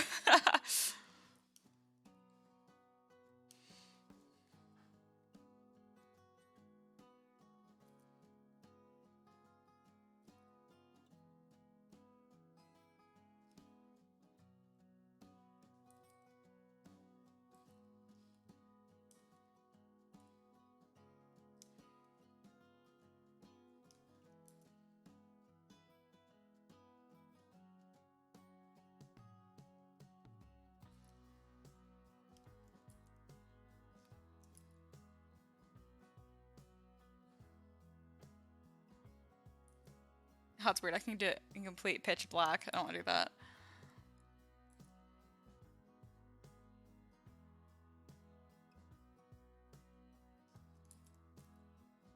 Try and get like really good edges on here so that way you can like dry brush it, you know? I don't know what to do in this damn area right here. I think I need to define a direction, which I think I'm gonna go with this swoop right here. And try and build that shape up.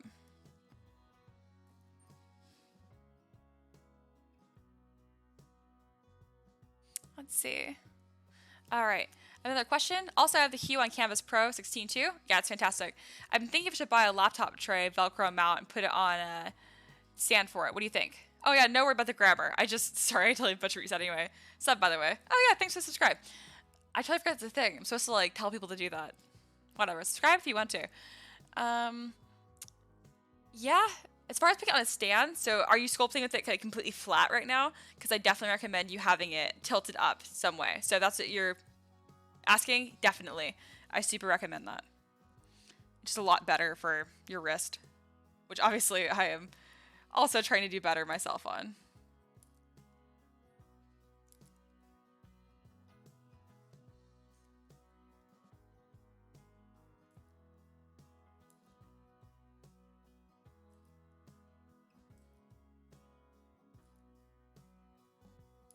I need to get this from like the actual...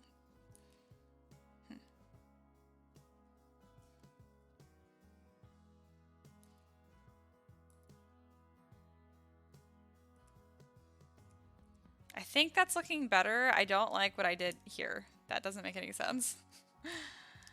I will keep it because as I add more to it, it might look better. I don't know.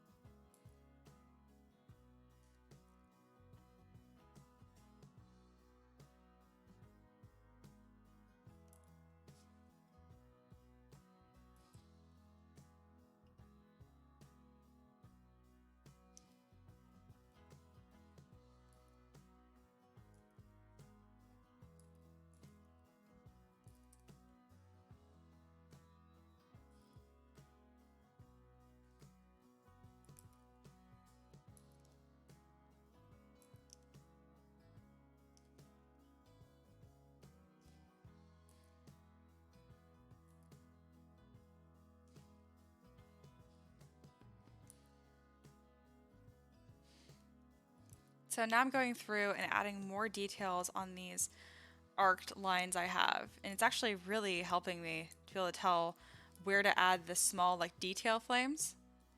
Because that's what really is going to sell this.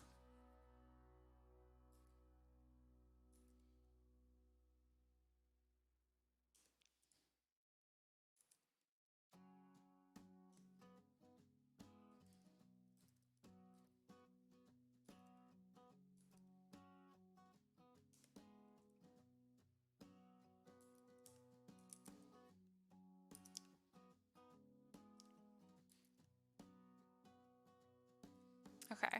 Bruno says, one question again. Yeah, sure. Do you have a Forest Guardian printed there by chance? On the next break you could show. Want to check if I could be better. If I print it a bit bigger than the 100% size. I do not. I do have one, I think. No, I think I sold that last week actually. Yeah, I don't have one. Sorry. I always have like pretty much one of every model. Just in case someone buys it on Etsy. Just like it's inventory, but... Excuse me, having the hiccups. But I don't think I have that one.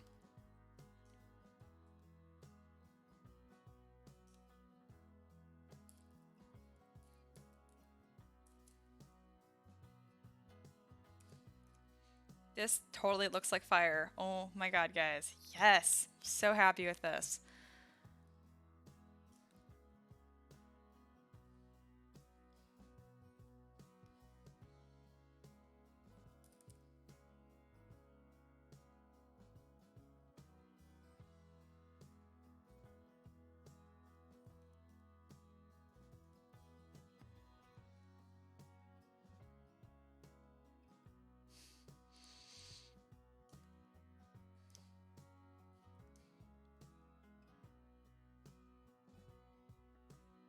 Like the poly paint definitely helps, but I'm confident that this will come across as fire even without the paint on this. It just helps me a lot to have confidence in myself to make sure this is going to look good, honestly. I'm so freaking happy I did this live. Again, I like doing things live, one, because it's more fun for me, like way more fun, but also because then I can go back myself and see how I did things.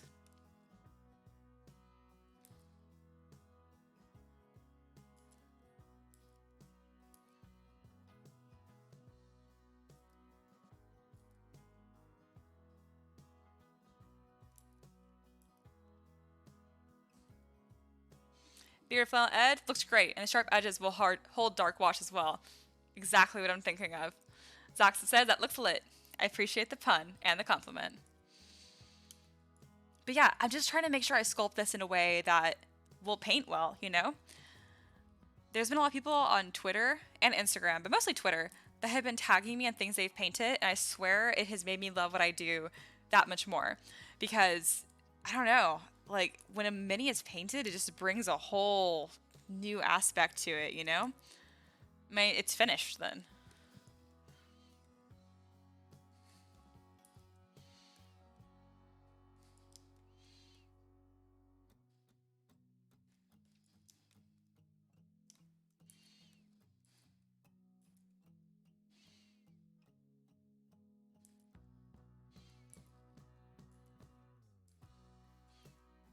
That's always been the reason why I share my minis for free too.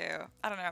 When I see my minis like out in the wild, like on Reddit and Facebook, it just makes my day. I just think it's so freaking cool to see my stuff out there and people getting use out of it. It's like, could that happen if I was like charging for it? Obviously, but like, I don't know. A lot of people, especially in the United States, aren't super well off, you know. So I try to do my best to get awesome stuff available to everyone. Again, thank you to my patrons, because literally you're why I can do that. I remember that day that I posted that. I was like, hey guys, if I get stuff for free, give all my models away for free, are you guys going to be pissed at me? Pretty much. And nope, you guys were totally cool with it. I got a few people that were mad, but not many, and they left quickly, and I didn't have to deal with them. So it worked out great. The day that I actually made everything free was February of last year. So it's been almost a year exactly. And I am still in business somehow.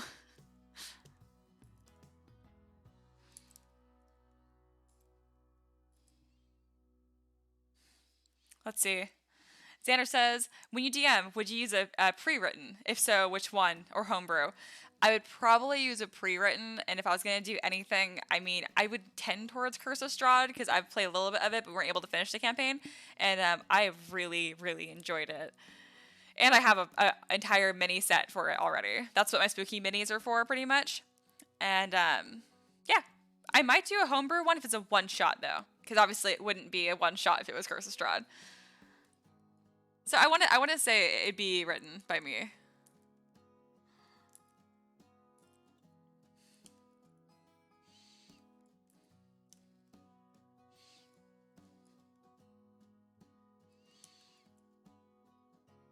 I'm definitely a good writer. That's what I was best at in school.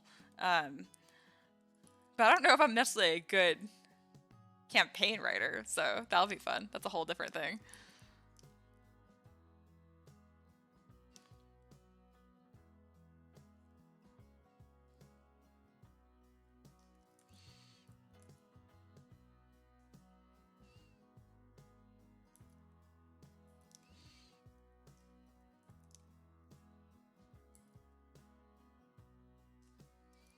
That so looks like fire.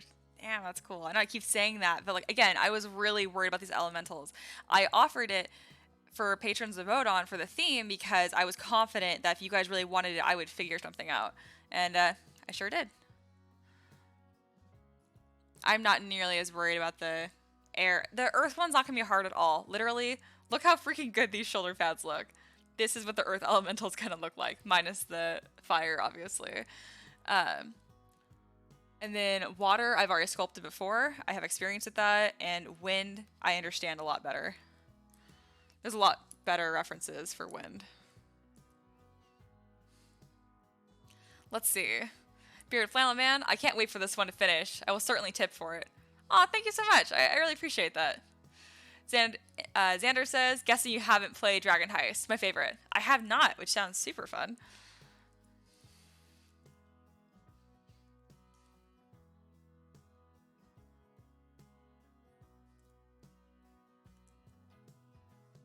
It honestly, to Bearded Flannel Man, you reminded me to reset my timer, which is like a tip enough. I appreciate that so much. So I know it's totally up to you. I do appreciate it, but some people I feel like they have to tip me because use a bunch of my models, and I'm like, no, you're totally cool. I just appreciate you being nice, and just leaving a nice comment goes a long way. And again, it's like, well, it doesn't put food on the table. I'm like, yeah, but my patrons have got that covered. Don't worry.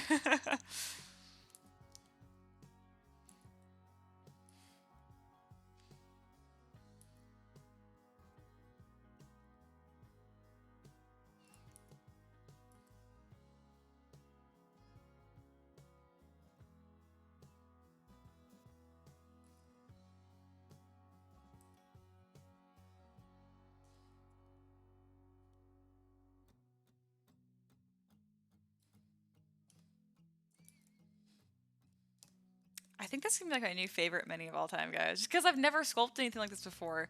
I'm having just a freaking blast with this. Xander says, so many great NPC and multiple time to play with different endings. Oh, that's cool.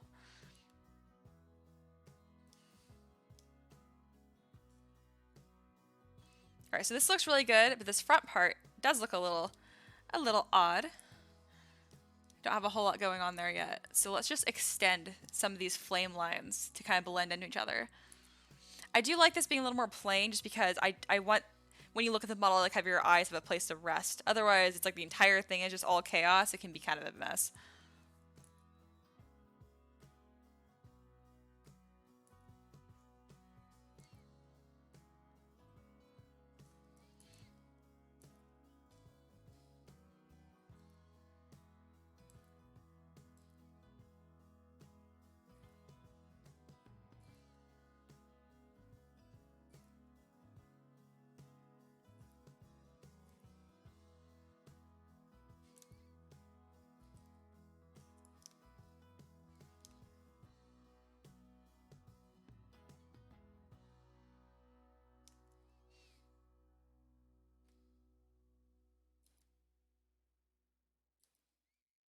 Okay, I do think I need at least one more flame piece right here.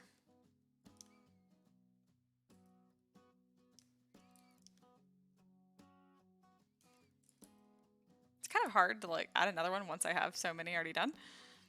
But I'll figure out a place to put this.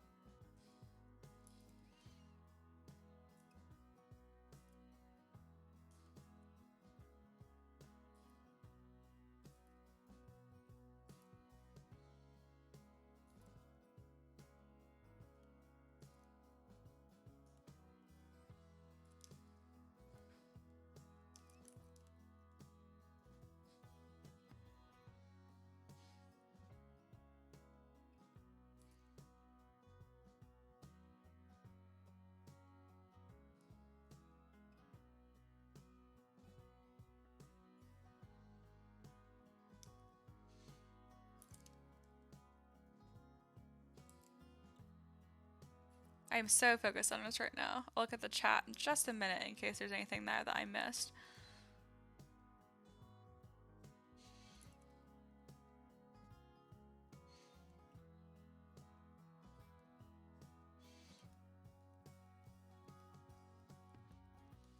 All right. Let's see. Oh, you guys chatted a lot. Hey, Rebecca's here. What up? Rebecca says, how do you know if the model is well balanced and will stand straight? I'm really good at just looking at it, which I know is not the most interesting answer. But, yeah. This has such like a big base on it. So this piece right here, I know if I take this and move this over just a bit, that will definitely 100% stand. For sure. And as far as this top piece, honestly, it's so light. It's such a small piece, like a volume of the model. It'll be fine. For sure, regardless of how I pose it. Let's see, Xander says, but in short, it adventures in fancy New York dealing with gang wars and trying to get a huge treasure. That's pretty cool. Beer Flannel Man says, would a pendant or belt be too much for an elemental? Xander, never too many belts. Bearded Flannel Man again, or bracers or cuffs. I think these, I'm going to keep them as their own rock piece, so these will do pretty well as like my, where is my poly paint? There we go. As those like bracers or cuffs, essentially. I probably won't do a belt for this because this is all going to blend in together nicely. But I get you. It is kind of interesting to have like, it's all rock up here. There's, Yeah, I don't think I'm going to do it for this one specifically, but it's still a good question.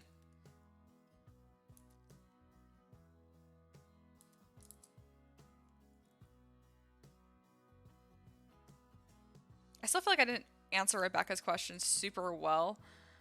It's really just practice, I guess you could say. I don't do that many minis that don't have a base. Like this one probably won't have a base.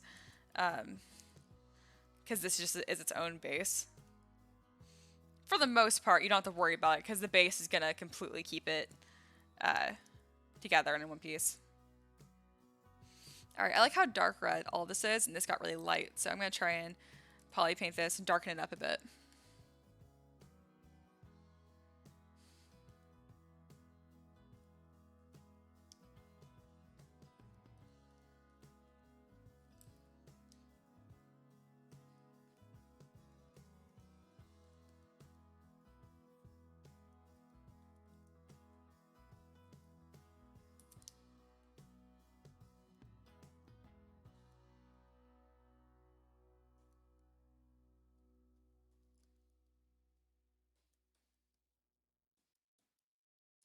I haven't done much with the back yet. It's still looking really good though.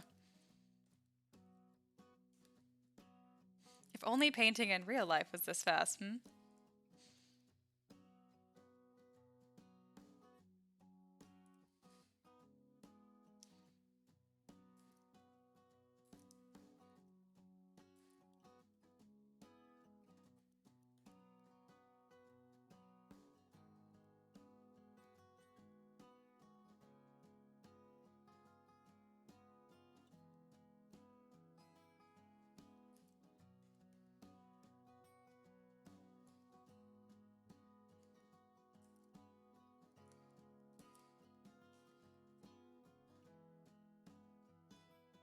Alright, my alarm just went off again.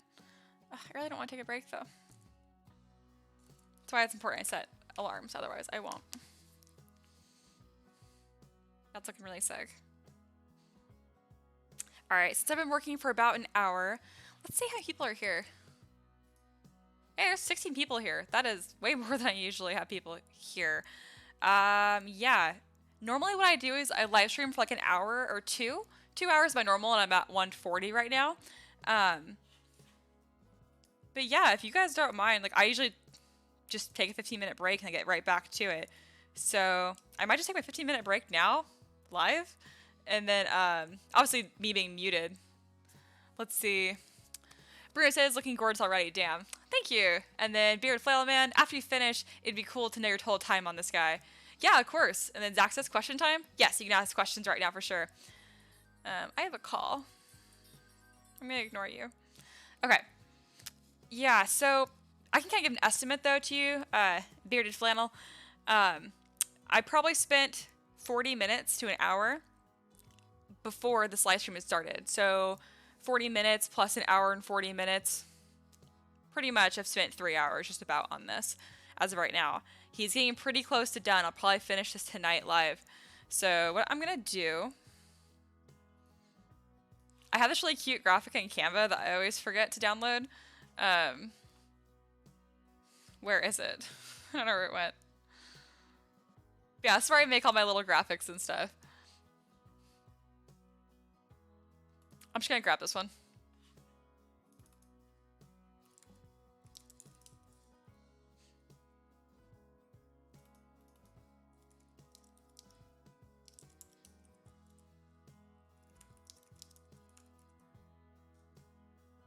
I'm gonna have coffee and bagels, as you guys can tell now.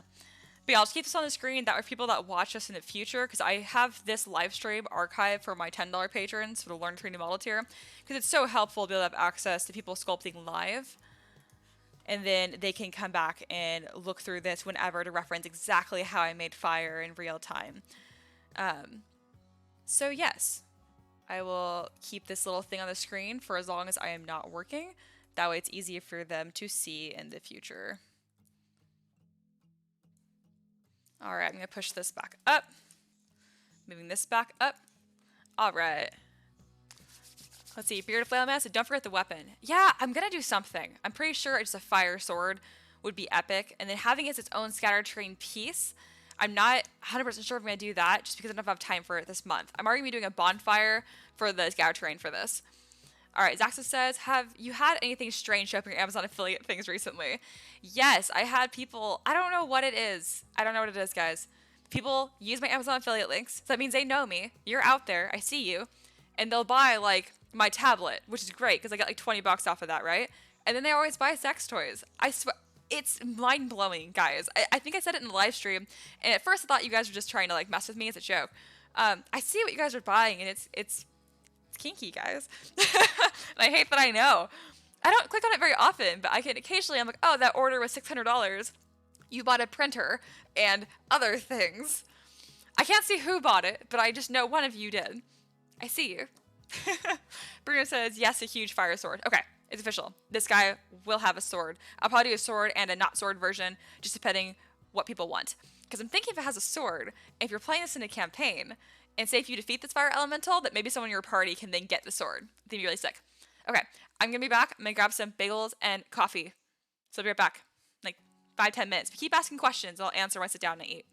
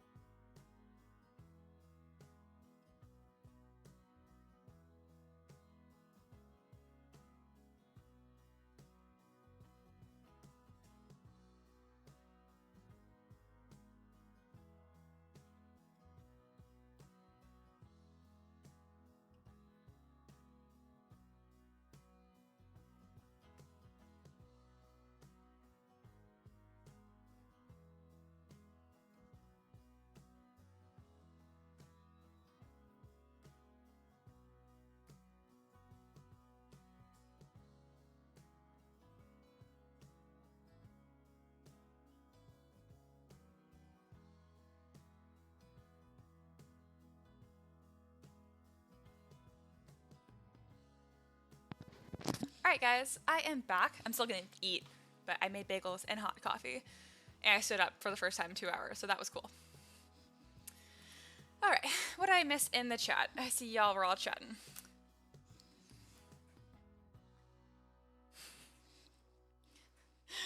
Y'all are terrible.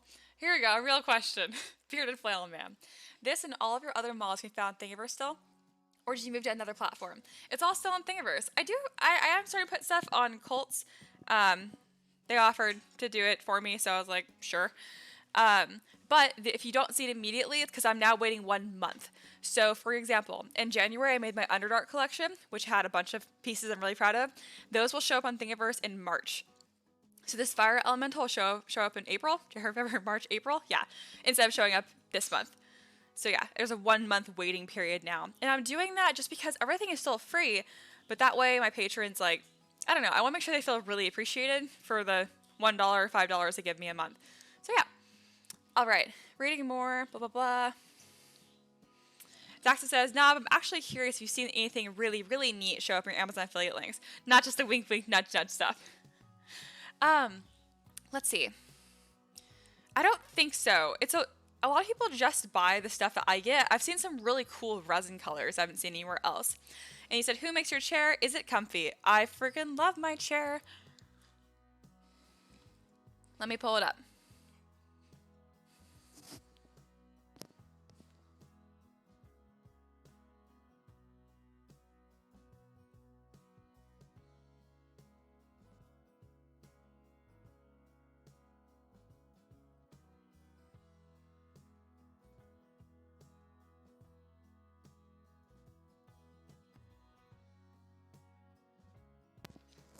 So here is the chair I got.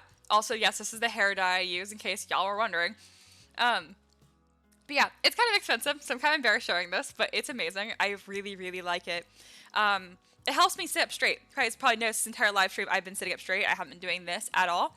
It doesn't have to be pink. My boyfriend has this one, and it's $50 cheaper. And my boyfriend loves this chair. It works. It looks just like mine.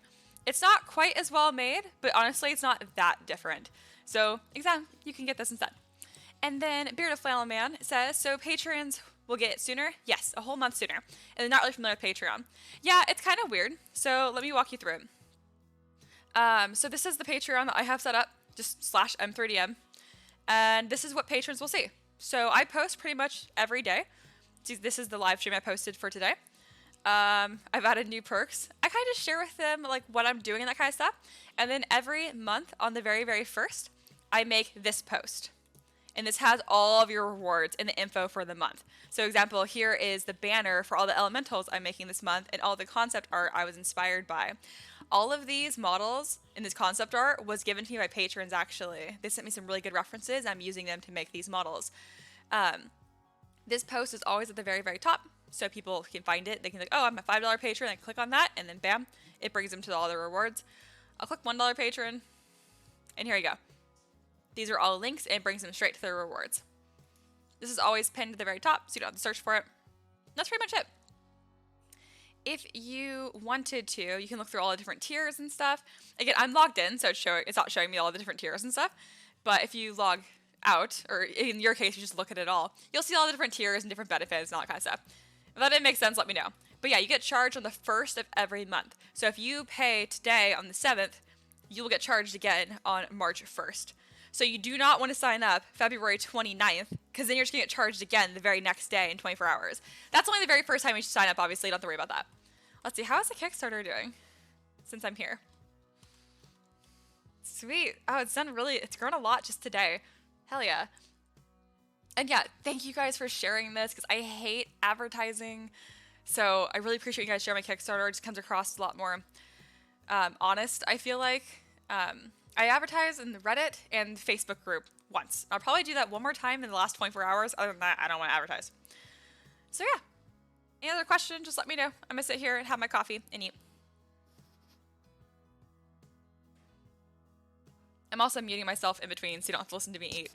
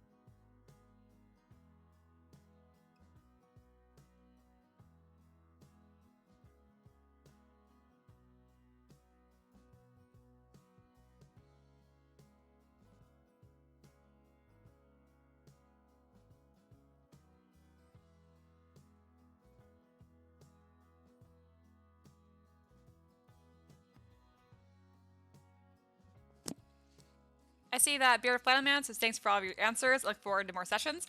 I have another engagement to get to. Yeah, of course. I'll see you later, man. Thanks for joining.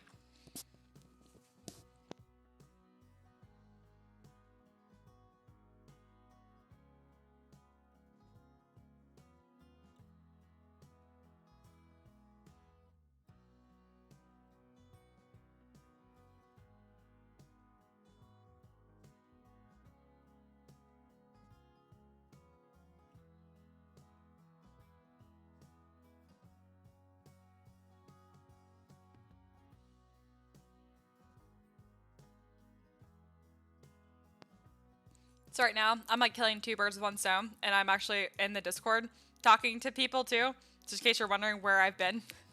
That's what I'm doing as well. All right, Rebecca says, thanks for the information you've emailed me. I've been looking for ZBrush brushes. There's a lot of them. Are there ones I should get right away? I don't think so, just because a lot of the ones I use just makes it faster. Like, for instance, I do like ropes. I hate sculpting rope and like braids because it's just like threaded fibers, right? So it's a huge pain in the butt to model, but they have a brush and do it for me. Now, as far as like, since you're just starting out, all the brushes in here are perfect. It's everything you need. I have a YouTube video that you should look on my channel right now called my top 5 ZBrush brushes, and they're all in ZBrush already, and it's the ones that I use. This entire model in front of me is Fire Elemental I made using Damp Standard, Move Brush, Smooth, Pinch, and something else. But see what I mean? I only use like 5 brushes for all of my models, and that's all you really need. I just use the brushes to speed up my time for fancier things. Hey, Only Plastics here. Man, I had to leave to go to the store, come back, and the mall has had a lot done to it. Looking good. Thanks so much. And I'm actually taking breaks regularly too, so I'm glad that a lot got done still. Since y'all are being chatty, I will stop looking at my Discord, just in case you guys have questions like that.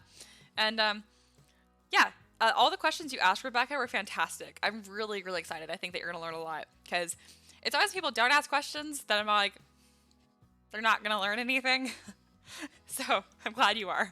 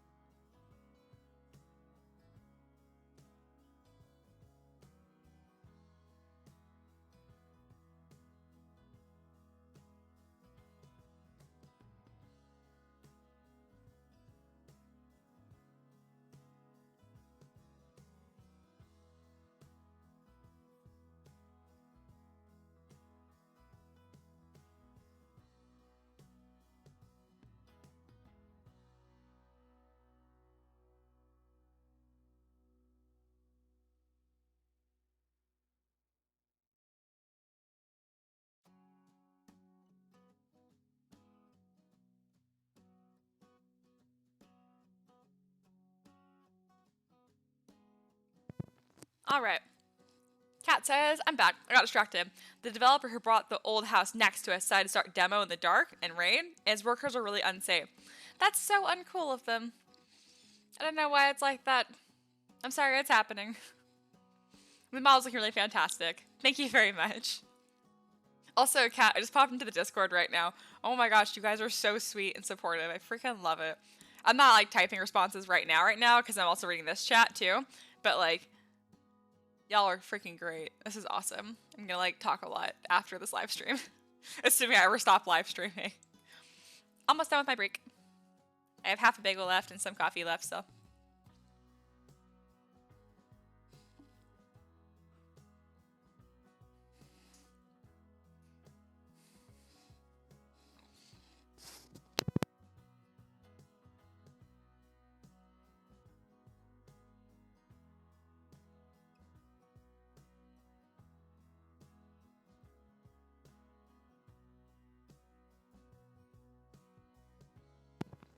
There we go. Had a fuss with my hair. It's like really humid here today, so it's kind of doing this, and I don't want that. But yeah, since I'm on break still, if you guys have any questions, let me know. I wonder how long this break has been. I hope it hasn't been longer than 10 minutes. Oh well.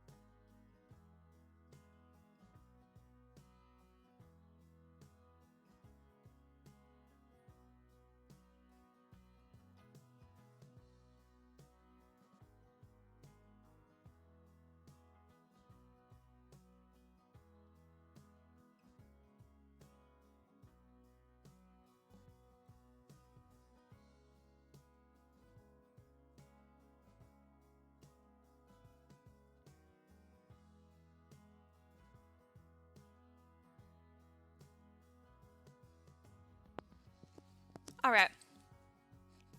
Rebecca has a great question, and Xander says, Mia, I think I need to DM you. I don't know what about, but feel free to. You have my email. All right. Rebecca says, what is your biggest challenge in making models? That is such a good question. Let's see.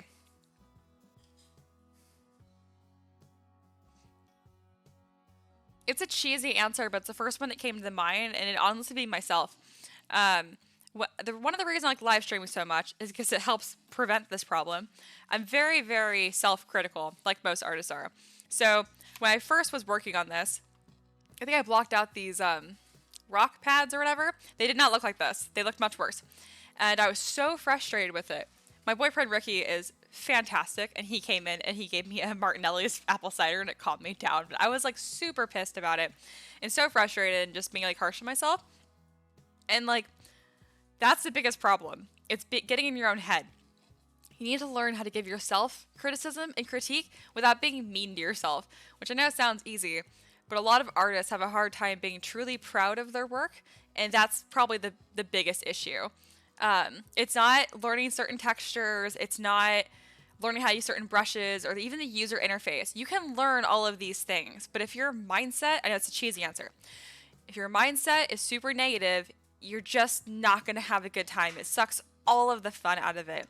So that'd be my biggest thing. Just make sure you're like gentle with yourself when you're modeling, because it's going to look bad.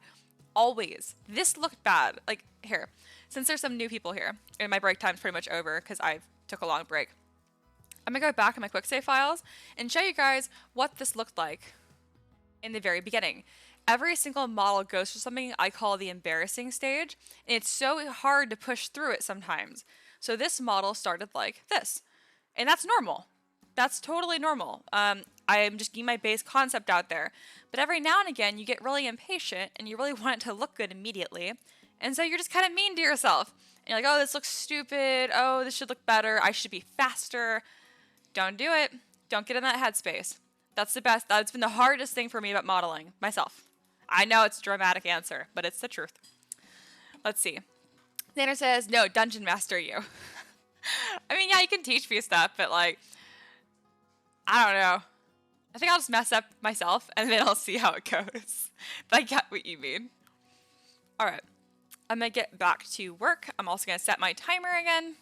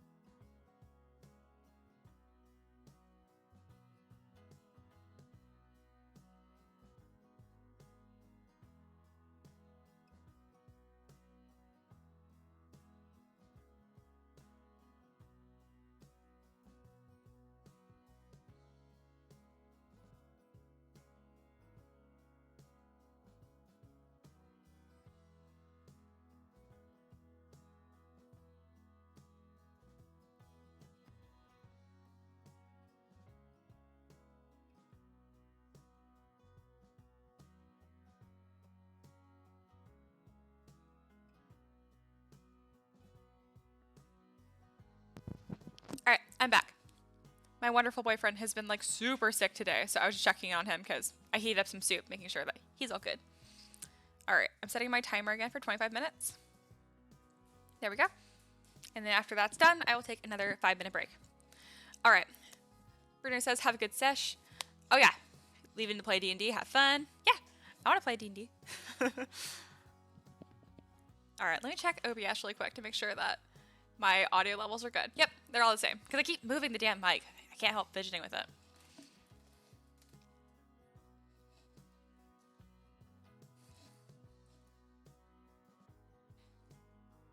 All right. I still want some of this darker color in the poly paint. I really like it. So I can hit C to get color, and I will just start painting.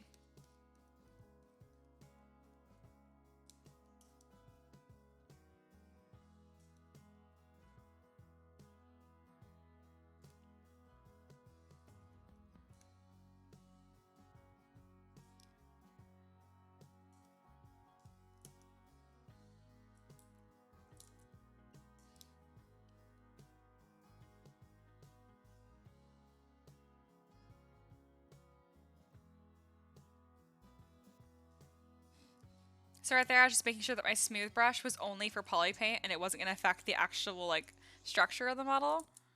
Otherwise, that'd be kind of a bummer if I'm like accidentally smoothing out all the details I did just because I'm trying to smooth out the paint.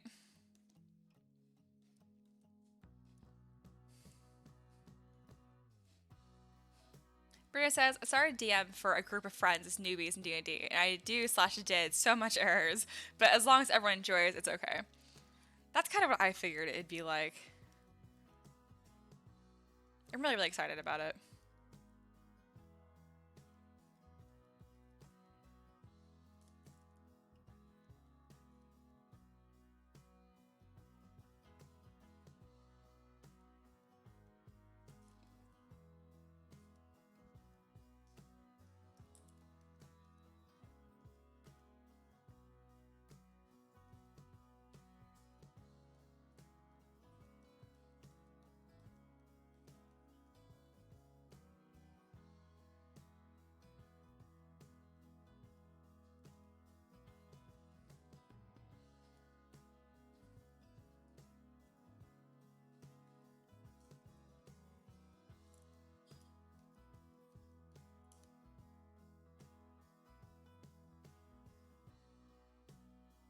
Just going through and smoothing this out a bit, because I have some areas that are a little too dark.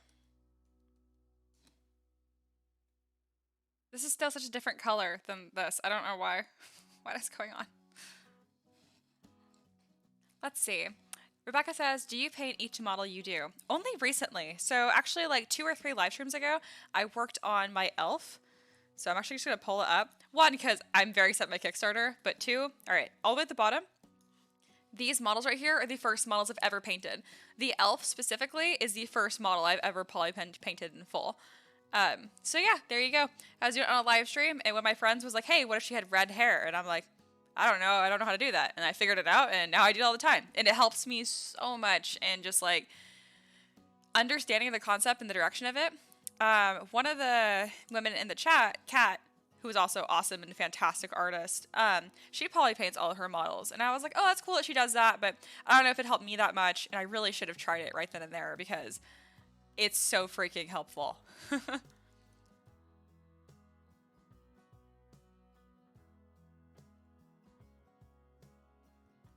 So I'm going through and I'm adding the highlights back in, also to get that smoother look to it.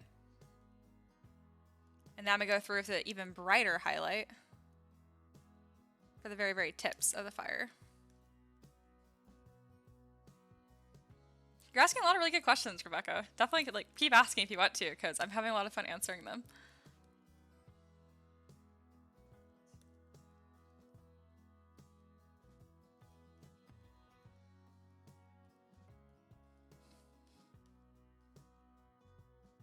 And just keep in mind, like, poly painting is really easy because even if you're bad at it like I am, because I don't really know what I'm doing. I'm just able to put colors more or less where I want them to. I'm just using this drag drop because it's easier to get gradients that I want.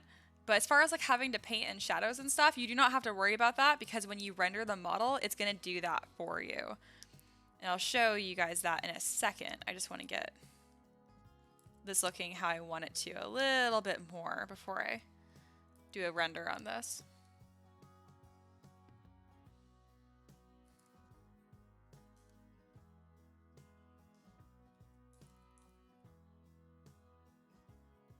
I'm really excited to keep getting better at poly painting and getting these looking the way that I imagine them to in my head a little bit more.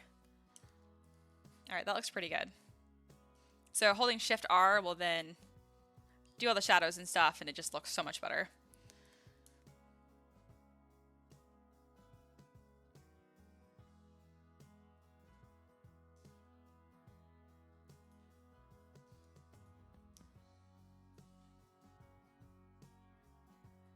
Something being kind of helpful too is if you go to flat color, so it just shows you what your literal like actual colors are. That can be kind of helpful. Obviously, it's not meant to look good, just as like what colors are actually on my model. That can be kind of helpful to look to. Also, I see what the problem is. This is not the same material as the other one. I actually don't know how to change the material because I don't ever do that. but I'm gonna figure it out. That's why it looks so different than the top part.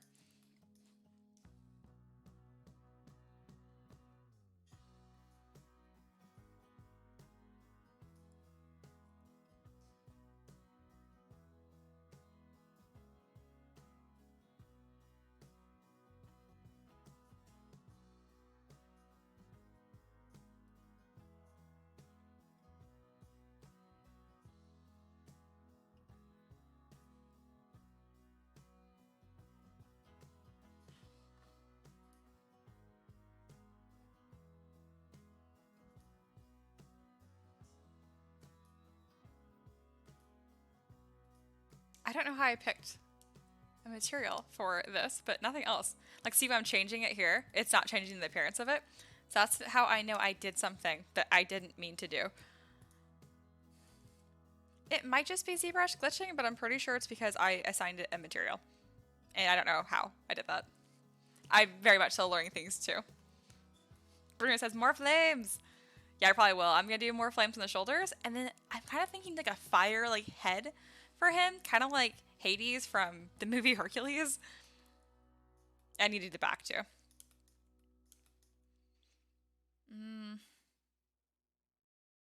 Trying to think of. I'll worry about that later. Let's do more flames. Bruno's right. Has the right idea.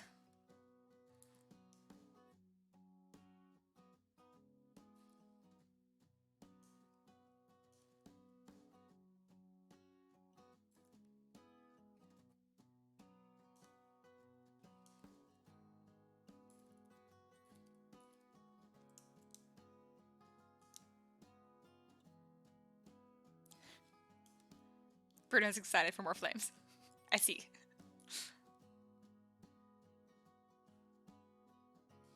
Zach says he's a real hothead. Okay, I think that you're specifically talking about me adding flame on his head. There's like a 20-second lag between like what you guys hear and what I say. So every now and again, I'm not totally sure who's talking about what.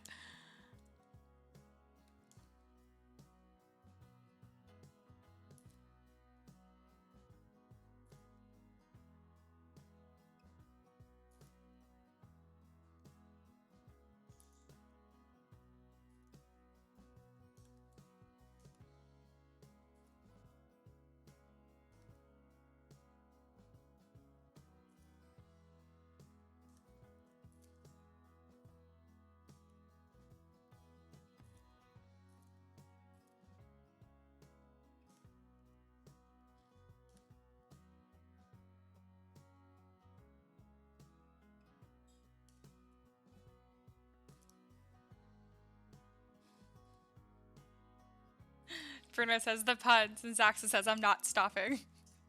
Good.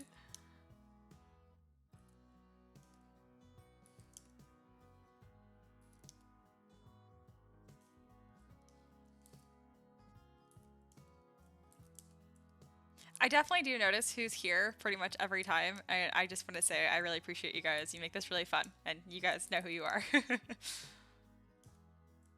Of course, everyone knew. Y'all are cool too, but I got my crew pretty much, and they're so much fun.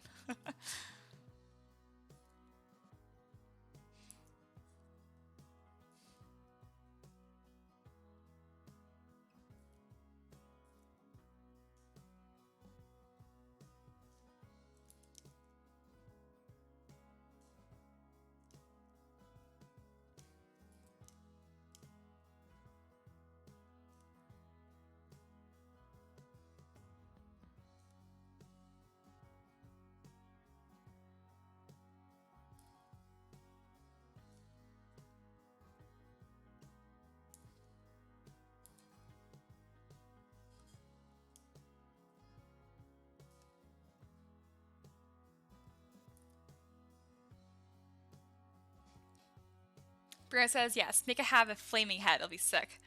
Yeah, I think so too.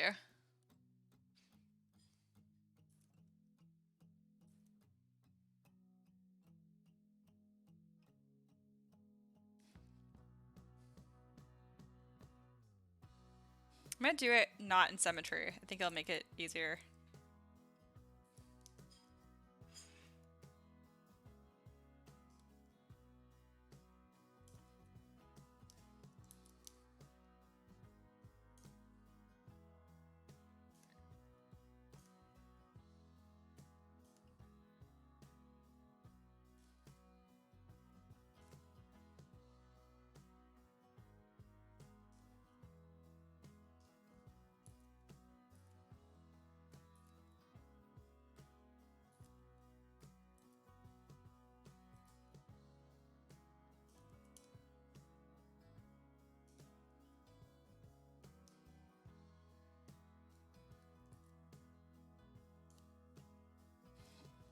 Bruno says, crafting some things and building a full play mini as a print while listening to the stream, watching the progress is cool. Really like it. Yeah, it's a really fun, like, little workflow. Now I have some artists that I also do the same thing with, where I'm also just like modeling or doing stuff in the background. It's cool for me that I'm that person for someone else. Like, I'm the live stream they listen to in the background while they work. That's really cool. I mean, go figure. I don't think that there's like, what, now 11 people just staring and watching me do this. I mean, it's totally cool if you are just watching, but most people do something in the background. I think that's cool.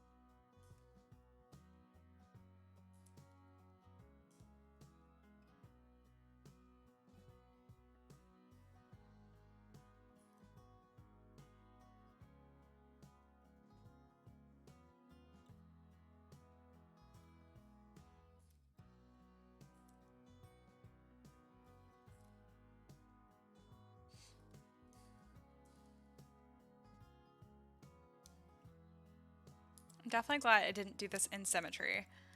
If it was, I don't think this would look nearly as good. It still looks kind of weird because he's like kind of baldish, obviously, because he doesn't have enough flames on his head. But yeah, it's looking pretty cool.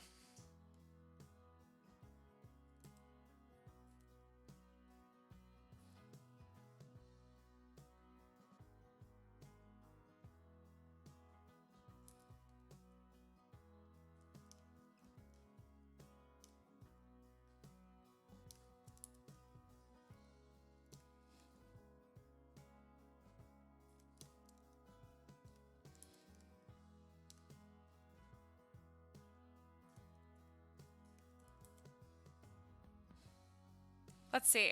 Would the head be nice if a big flame with tiny flames going outwards? Just throwing it out. Yeah, I think that could be pretty cool too.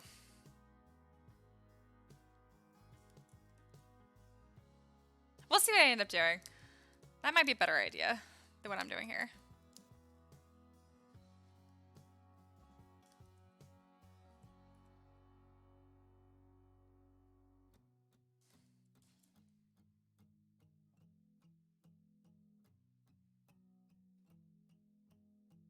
Yeah, I think I'm gonna try that because this didn't take me that long, and like, it's looking more like angry spaghetti than like a flame head.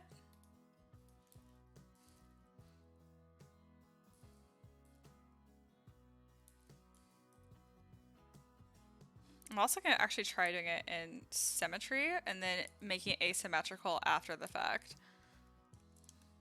And don't worry, I don't feel like you told me to restart or anything. I'm just like, it kind of makes more sense. Make it like one big flame shape. This is gonna look really dumb for a second. I'm gonna try this out. Bear with me here. There, he has like a candle head now. For instance, we like the asymmetric you're doing though. Yeah, I'll do this. I'll do the same thing with this too. This is gonna look really funny, I think, for a second, but like, I think this is gonna make more sense. I think this will read better, is what I'm trying to say. First off, I need this part of the mask to go up more. Let's see, no RGB for right now.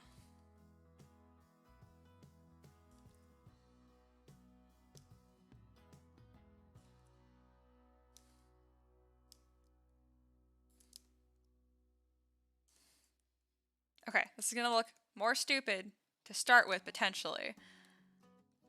But I think, in the long run, this will be cooler. There, he has a candle head. Yeah, Bruno thinks it looks very funny. It does, it looks terrible right now. I mean, it was your idea. No, I'm just kidding.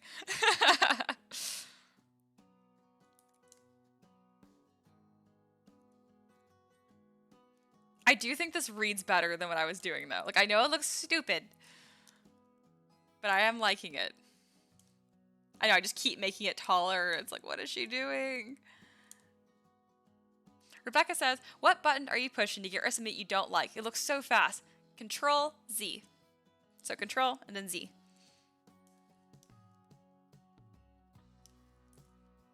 So I have one hand on my keyboard and that's how I'm doing all these really quickly.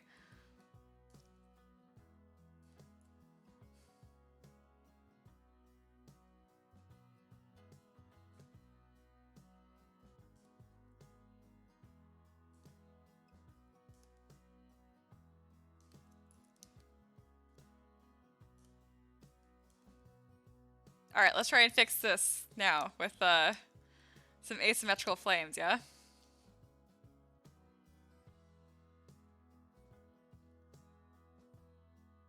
Let's see. Bruno says, yeah, because the flow of the flames, it makes more sense, yeah. And Zaxa says, cooler is the wrong word, for shame. I'm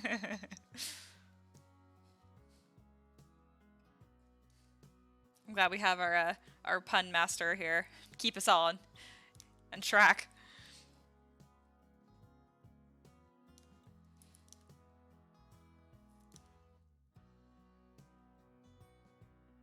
So I'm adding a little bit of a curve to it, the way a flame would be.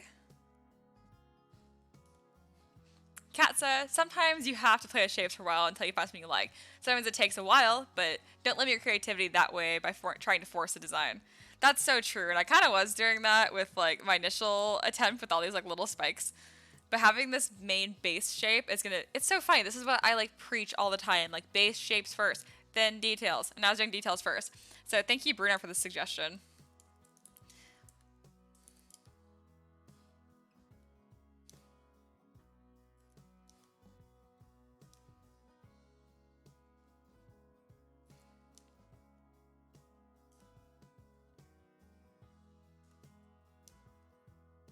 Because I was definitely making him look like he had a spaghetti head. No one said it, and that was very nice of you guys. But that's what it looked like.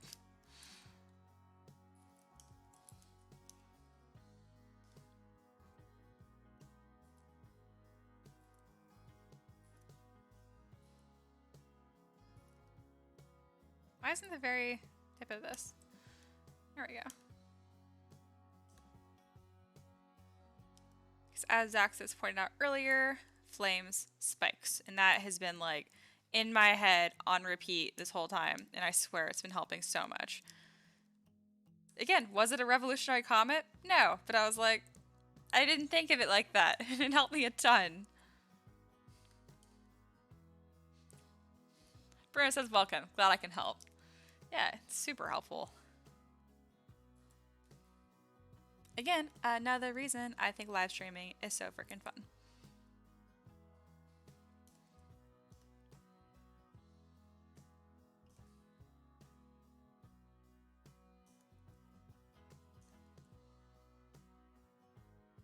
I'm just trying my best to make sculpting seem more accessible. I think a lot of people think of it as like witchcraft, and I'm like, no, anyone can do it. I mean, it's not easy. It's gonna take forever, but like you can definitely learn how to do it.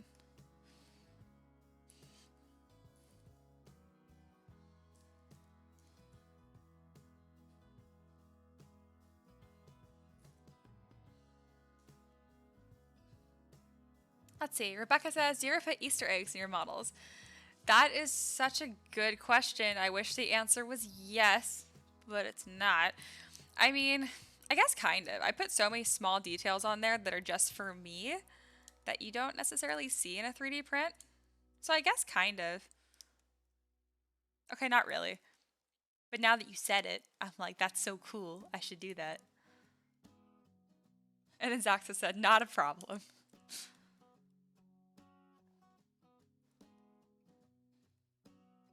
Get Dynamesh this at a higher resolution. There we go.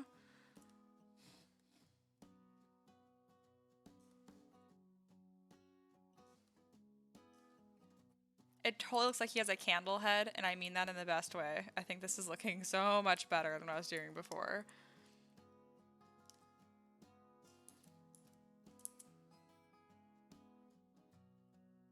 I'd also like to draw some attention to like the way Bruno said it, because he was just like, hey, what about this? He didn't say that I should do it or that it would be better. He just like, hey, thought.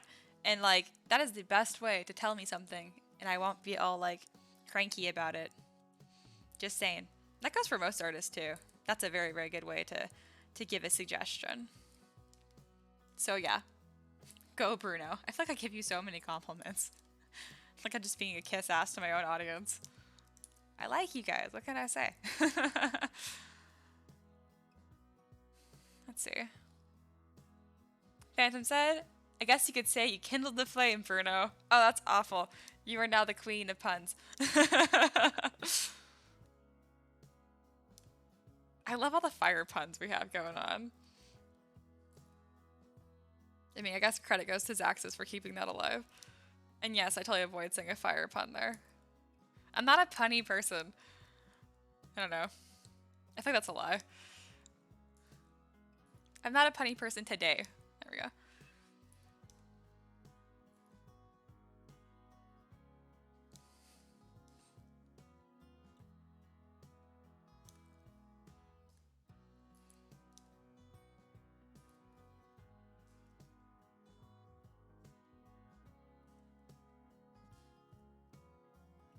Like, I know this is supposed to be just for hair, like hair fire. I think it just looks good just as normal hair, honestly. I like it.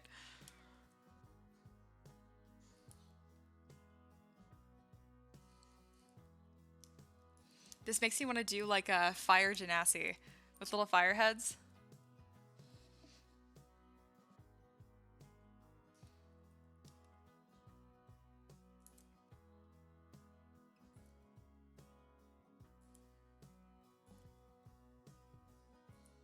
No one has complained about it, but usually Walker's here on Fridays chatting in the background because he comes over. He's not here today, but he's going to be here tomorrow, which means I'm going to live stream tomorrow, just in case y'all were like, where's Walker? All right, it's been 25 minutes. My alarm's going off. I want to keep working. God, these alarms are a really, really good thing for me. Jeez, I never take breaks, as y'all know. I'm doing better. This has been a lot more fun with a live stream. Like, I always have a good time, but like my wrist doesn't hurt.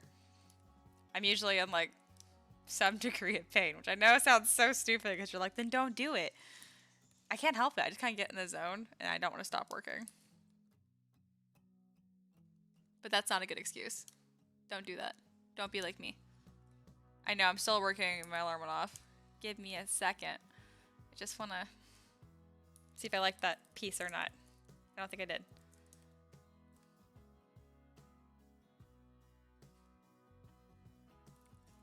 No, it looks better without it. Or just the big one.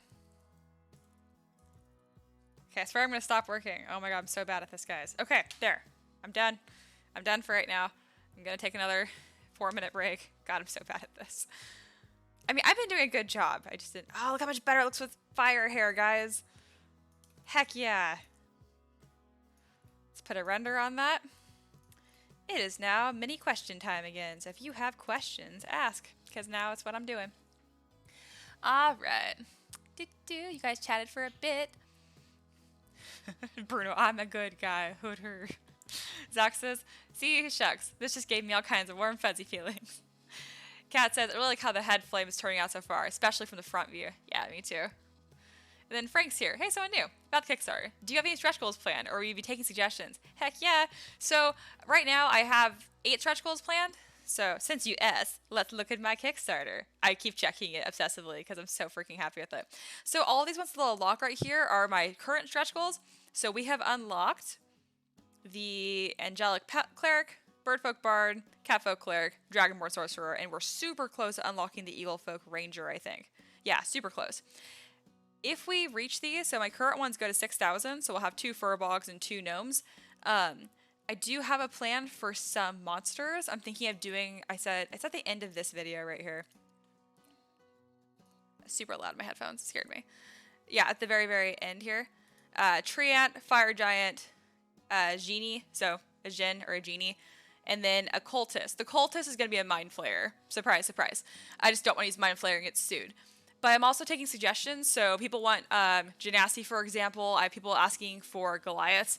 I'm going to make as many stretch goals as there is funding. So as a general rule of thumb, I plan to make a model for every $500, I'm going to make a brand new model. So if this hits $20,000, I'm going to do that many more models. I've never done it with my previous Kickstarters, but for this one, there's so much interest and support for it that I am more than happy to do that because I'm being paid for my time. So yeah, if you want more models, I don't know, share the Kickstarter, make me more money, and I'll make more stuff. Bruno says, I would fire Genasi to paint to friends, so grab inspiration from the stream for sure. That'd be sick. Kat says, is detailing still your favorite part of a sculpt, Mia? Yes, yes it is. You know what's funny though? I say that, but like honestly, I love blocking out characters so much now because now that I just masking like a shirt off and then Z-remeshing it and making it so the polygroups are all clean, I really like doing that now too. So I would say it depends on my mood. I like detailing the most if I'm not sucking. If I'm able to just model without struggling, then yeah. And then otherwise it's blocking out. Posing is my least favorite. I hate posing. I'm bad at it too. Zaxa says, it makes sense. It's hard to stop when you're all fired up. Call it a brain ripper or something. Oh, you know what? Brain ripper sounds a lot freaking cooler than a cultist. I may do that. Because yeah, isn't that what they do? They latch onto faces and it's so gross. They're so freaking cool. I've never come across a Mind Flayer in any of my campaigns before. So yeah. Alright. Okay, rubbing at my wrist, taking a break for another minute or so, and then I will get back to it. Obviously, feel free to ask a few more questions because I am not working yet.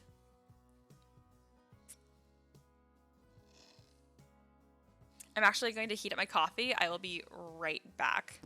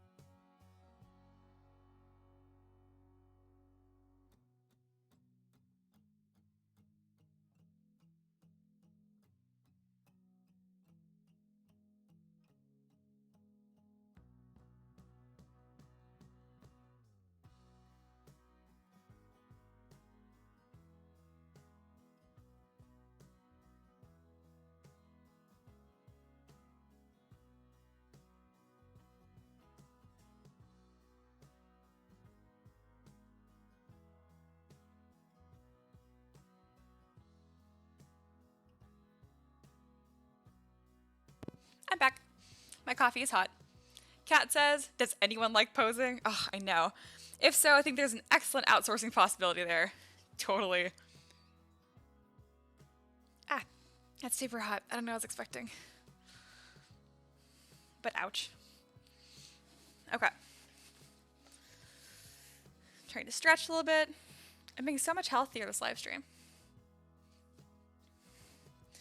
But yeah, so since this is fun for some of y'all out there, apparently, more than I thought, to just have this on in the background, I have no problem just live streaming my work all the time. I don't do it because I think it's weird to have like a 6-hour live stream. I'm like, y'all think I'm monsters probably. It just doesn't bother me. I think it's a lot of fun. We're coming up on 3 hours, which is kind of crazy.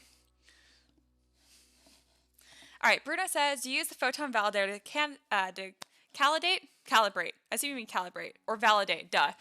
Do you use a photon validator to validate your photon slice files before printing the test? Nope, not at all. It doesn't help me. Kat says, I think it's kind of funny that one of the recommended videos for me is some game called Oxygen Not Included, whatever that is. That is funny.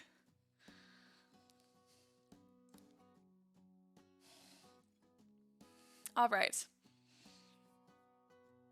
Making my nose running because my coffee is like really hot. All right. This is coming out beautifully. Having so much freaking fun doing this with you guys. Let's keep going.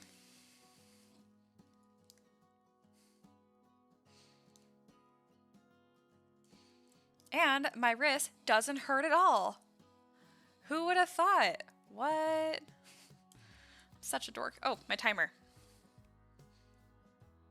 25 minutes. And this works out too, because then I'm like standing and stuff.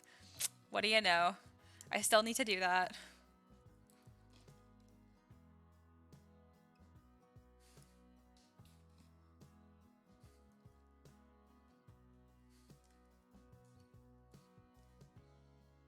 Oh, also, I don't know if Frank is still listening, but if you had any more questions about the Kickstarter, feel free to let me know, because I love talking about it, because I am super psyched about this Kickstarter. It is doing so freaking well, and I couldn't be happier with it. So if the original shape I had was a bit more full, I think this shape looks better. I just need this to be a little more pinched.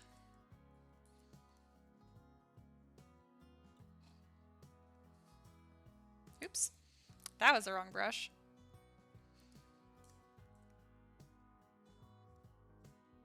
All right, so for the back of this, I think I'm just gonna do like one big flame. Like right here. Because I don't want it to be too broken up on the back. I need it to still have like a general shape to follow by.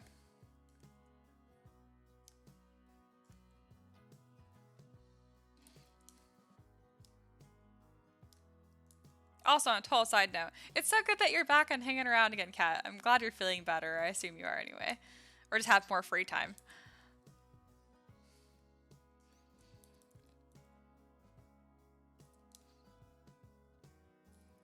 I think it's so funny because, like, I know I talk about this a lot, but I can't exaggerate to or emphasize enough to you guys how weird it is that I do what I do now. Just because, literally, if you asked me 2 years ago, or 2.5, I guess, at this point, if you asked me in 2018, I was going to be, by 2020, I was going to be a full-time, having an engineering job, and that was going to be my plan. I wouldn't be making 3D models or anything like that, and I would probably have, like, friends that I usually see more in person, but now it's like, nope, you have people on the internet that you're going to care about, and you're going to make all your money making D&D models. It's just so freaking weird to me. Obviously, I have in-person friends too, hence Walker, but still interesting to me. That was never part of the plan. All right, I'm really happy with this shape. I am now going to go in with that slash brush and add more like detail to these flames. That way they will paint really well. Let's see, I missed some things. Bruno says, asking because I see some islands using some of the spooky monsters. The pre-supported were already tested. Yep, all of them were tested a bunch of times. I don't know if you're in the Discord, but I actually left a really long message in there today. Someone was concerned about the islands as well. There's some misinformation going around that islands on prints will damage your LCD screen. That's just absolutely not true. If part of your model breaks off and gets smashed between your LCD screen and the print bed, then yes, I guess that could cause damage. But otherwise, you do not need to worry about it. I've done thousands of prints at this point, and I've never had any damaged LCD screens before. And yes, point is you don't need to worry about it. But that being said, if you're not happy with it, definitely add a couple more supports. But they've all been test printed several times. If they're the same files I use for my Etsy orders, my Kickstarter orders. So if they didn't work, I wouldn't be able to make money through prints. So just more confirmation that they're good. Let's see. Kat says, glad to be back. Thanks. Yes, feeling a lot better now. I am so glad. Rebecca says, how about a female centaur or minotaur for stretch goal? Or monitor. I think you said minotaur. But yeah. Yes, I have that plan too if we make enough money. But I have plans for that too. I have so many freaking plans, guys. I just want the money for it. So again, that's a weird laugh. The more money it makes, the more plans you will see coming to life. I'm already planning on doing a part 2 to this female Kickstarter to address all these other things. Bria says, okay, I'll believe you. Not a problem. If you did it, I wouldn't be offended. Do you want me to explain more? I can.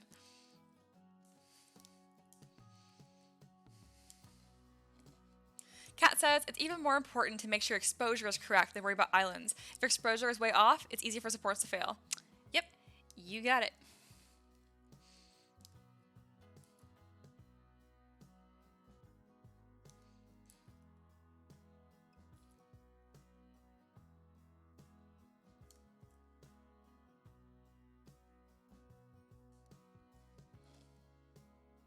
And if your supports fail, there's a good chance broken up parts will smash down your LCD. That is true, because the supports, if they're too fragile, they do break off. So that is true. That's like pretty much the only instance. I've never had it happen to me where it actually caused any damage or whatever, but I've had some pieces floating around before. Okay.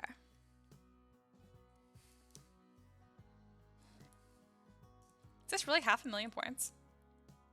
How?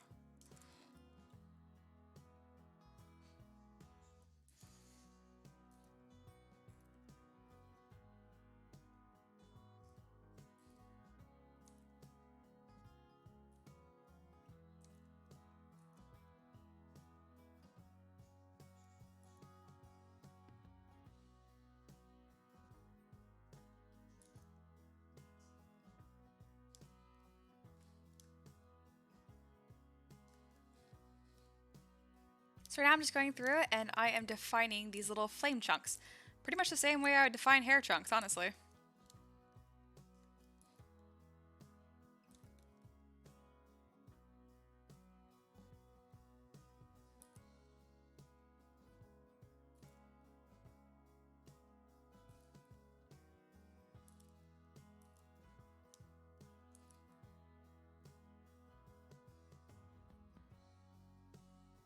So these big edges, that's what your paint is going to catch on to, and that's what's going to make this look really nice.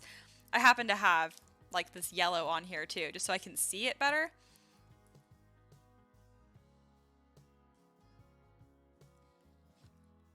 Let's see.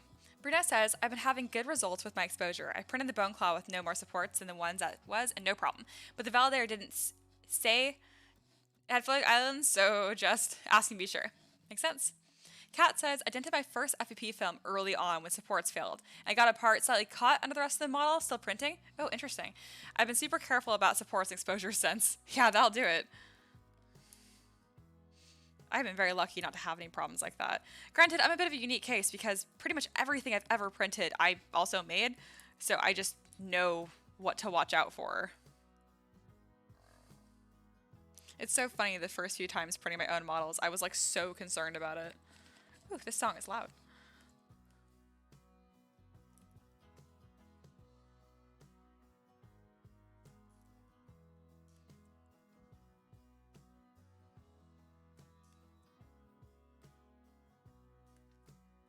So I was a bit more aggressive with detailing this just because obviously it's a much smaller piece. And if I'm not, it will not show up.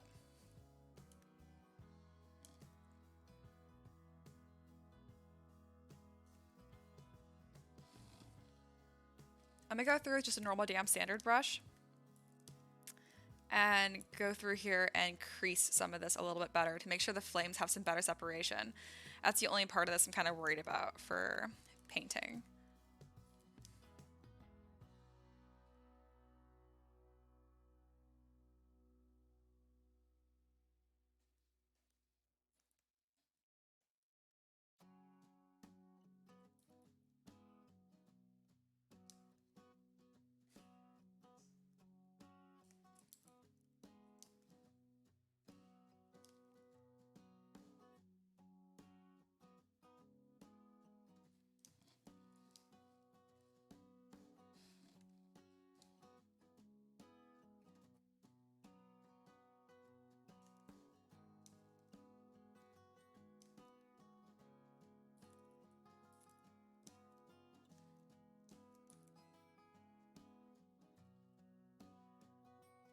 Ah, it's the side. I thought I was the front for a bit. And I'm like, this looks dumb. Why does this look so dumb? I'm like, oh, okay, this is just the side of the model. No wonder.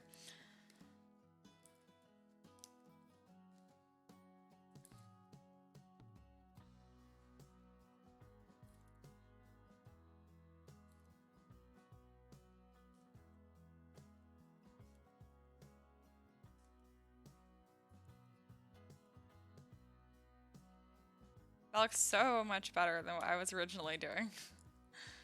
Really, really happy you gave that suggestion, Bruno. And I've said it like 100 times, but I'm just like, yay. Because I would have put more time into that and then been like, way after the fact, like, I don't like it. And redone it anyway.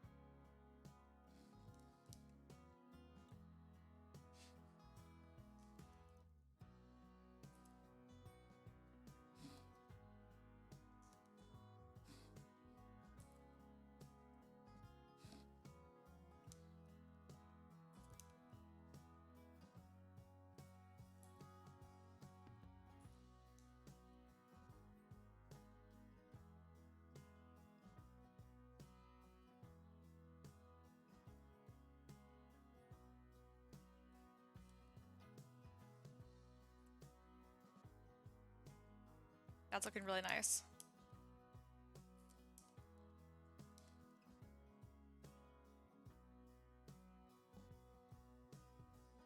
We go through with this slash brush again. I'm thinking if I do it like a super small brush size but high intensity, I can get some really interesting accents on this. Not just in the poly painted version of this model, but also when you actually paint it.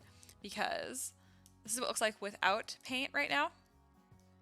And then so if I go through here and add another line right here, what this will actually look like is that nice yellow highlight. I didn't do it because it wasn't poly paint mode. Here we go. There we go. And you kind of get the idea of what that's going to look like. All I'm trying to say is the physical line, but ZBrush wasn't wanting to show the paint because I wasn't actually painting in that moment. Bruno says awesome. Thank you.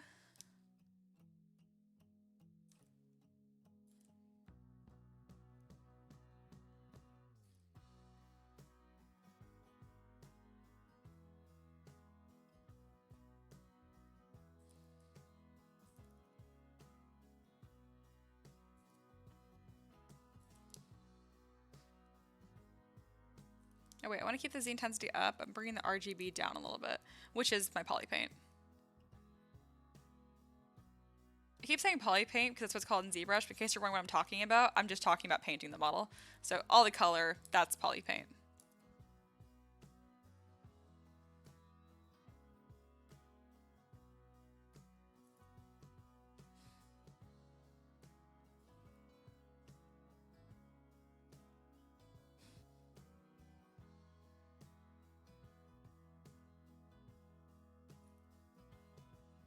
So this is at 2 million points, so I bet you if I Dynamesh this, it'll do a better job than my subdivision levels here.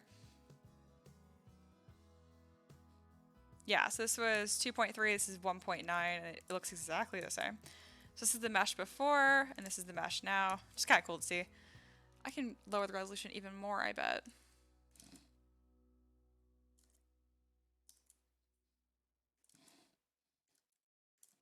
Didn't make a difference. Let's lower it even more.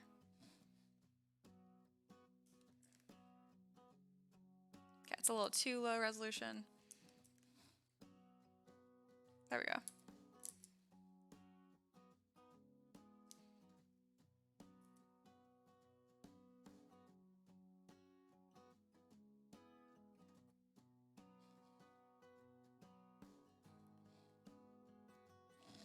Bruce says, be right back and load the printer. Later.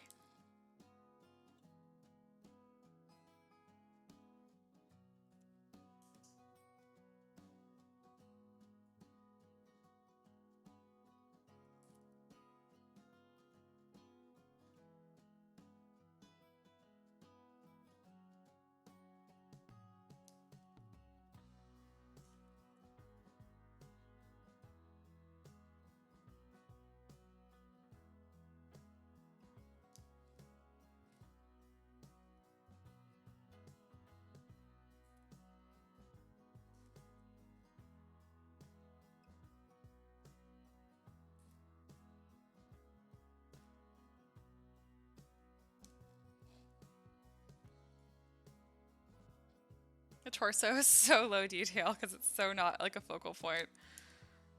Let me smooth this out.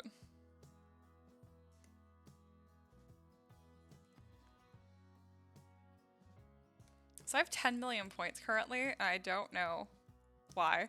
So I will check that out in a second and see what I have so much of my poly count invested in. So for the back, it's going to be just a bunch of flames again. I think I'm going to do like some sort of swirling pattern here. Because I want the idea of like a fire tornado, essentially.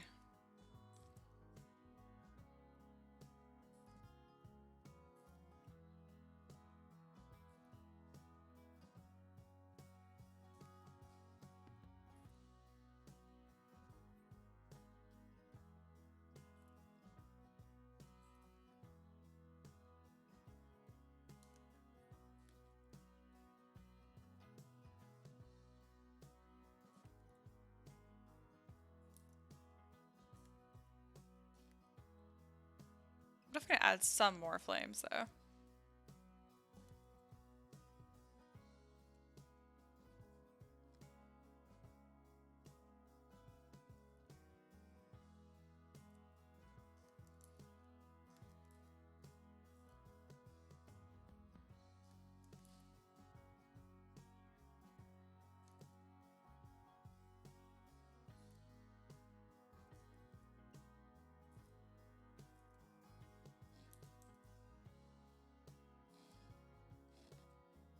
Frank says a little more horizontal, maybe like a spiral. Probably talking about the back here. Yeah, I think so. That'd make more sense, like this.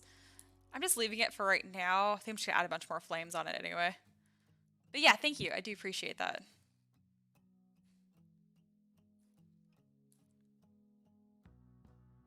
I don't know if I'm gonna worry about the body here too much, just because you can't even see most of it. But some lines for paint to grab onto would be cool.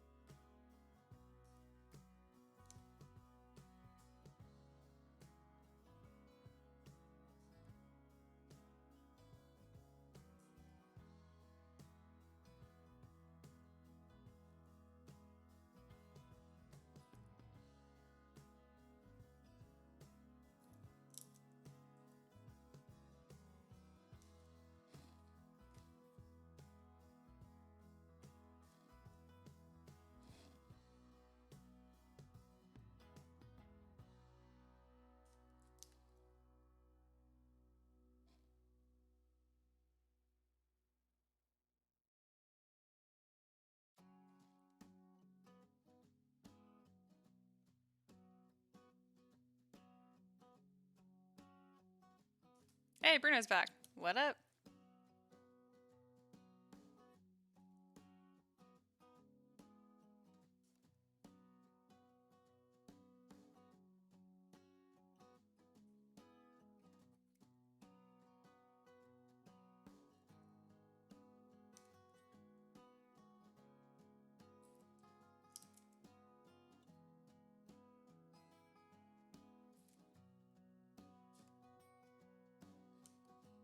Rebecca says, look awesome. Can't wait to see it done. It's late here, so I'm signing off. Thanks for sharing. Yeah, thanks for joining.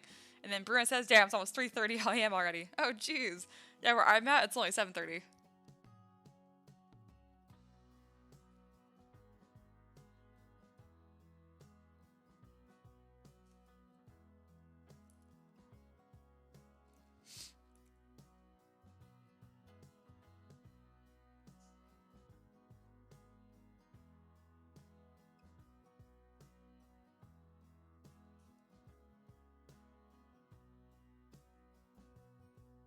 I'm so happy with this.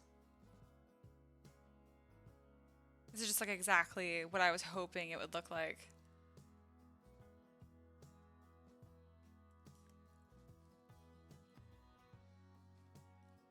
know I've mentioned it a few times, but I was very nervous for this model.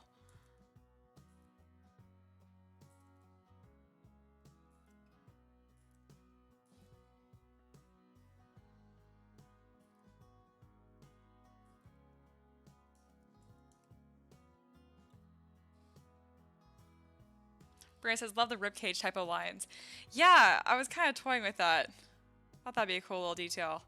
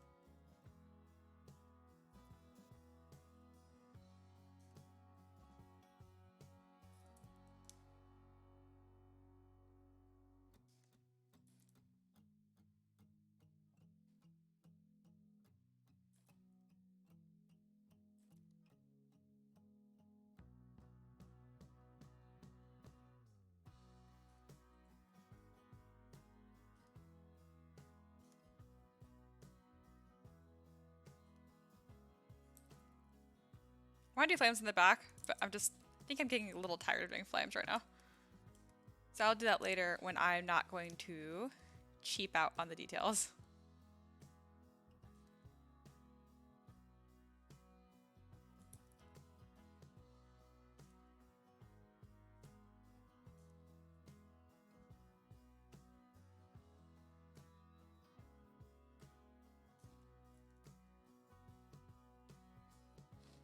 I think I've made some really good progress on this.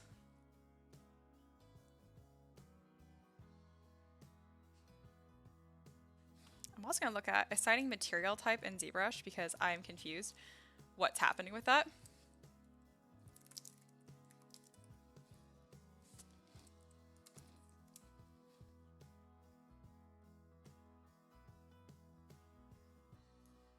So I've Googled it before, obviously, because this is here.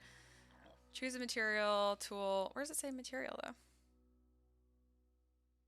Oh, it's in... Here, I bet I know where it's at.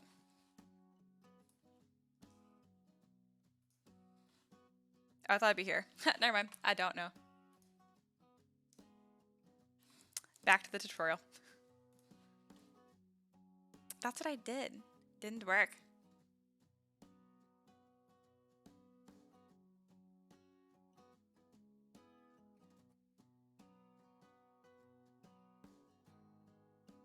Oh, here we go. It's only possible if only RGB is selected. That's why. I think. I don't have that selected. Yep, that worked. It also got rid of my poly paint though. So. Oh no. What if I just put nothing on the intensity? I don't have to repaint this, but I want to have the same material. Bruno says, it needs flames in the back. The back generally is the most viewed part of the minis, I guess, but just take your time. But yeah, no, I totally agree. I know there's a way to do this.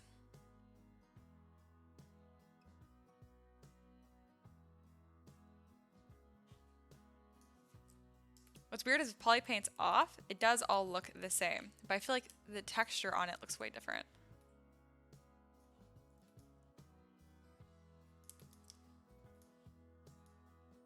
Yeah, because when I change material here, it does not change that bottom piece. That's definitely a problem. I don't know what the issue is. I'm actually going to close and open ZBrush and see if it's just a glitch or for something that I did. I'm thinking it's something I did. Oh no. I'll have to figure that out later. It's so not a big deal. Oh cool. My timer went off. I'm supposed to stop modeling for 5 minutes anyway. 7:32. I'll do more at 7:35. I feel like these 25 minutes are going by so fast. Jeez.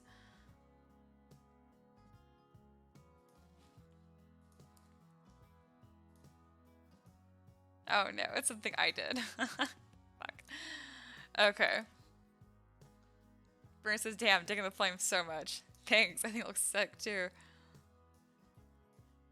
What material even is this? Why can't I change you?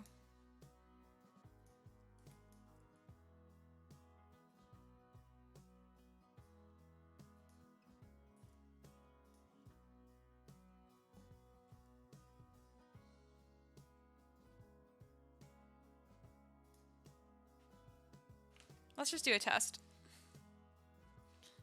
If I fill this object with that matte cap, which is what this one also is, and then if I change the matte cap for everything else, does it change? No. So I want to like unassign a material almost. But let's see if I get the same color. Because that's my issue. It's like this is a different, it looks like it's a different color because you know it's a different material.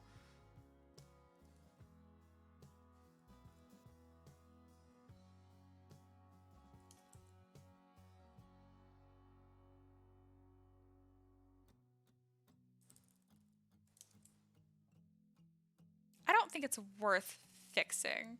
It's really not that different. It is something different. Kat says, in the pop-up where you can select mRGB, RGB, and M, just make sure that M is selected and fill up to the material you want selected. Oh, your bomb piece has different material assigned. That's what I'm missing. Thank you so much. Oh, so, yep, there it is. There's M. Thank you. I must have clicked on that and completely missed it. Thank you. You're the best. I was going to fight that for unknown amount of time. Okay, so it is the right material I want. That's why. It just has a selected material. By the way, how freaking cool does this gold look, guys? It's kind of tacky, but I don't hate it. I think it's really fun.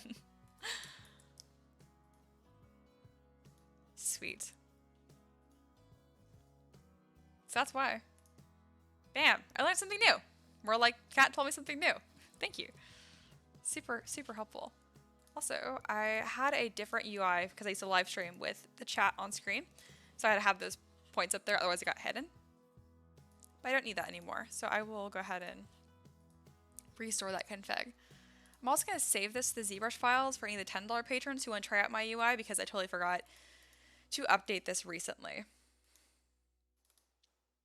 Let's see. Last updated the 31st. It's only been a week, but I changed this a lot. There we go. That gold is nice. Yeah, right? It doesn't look cool. I think it's a little tacky, so I won't like do renders with it or anything.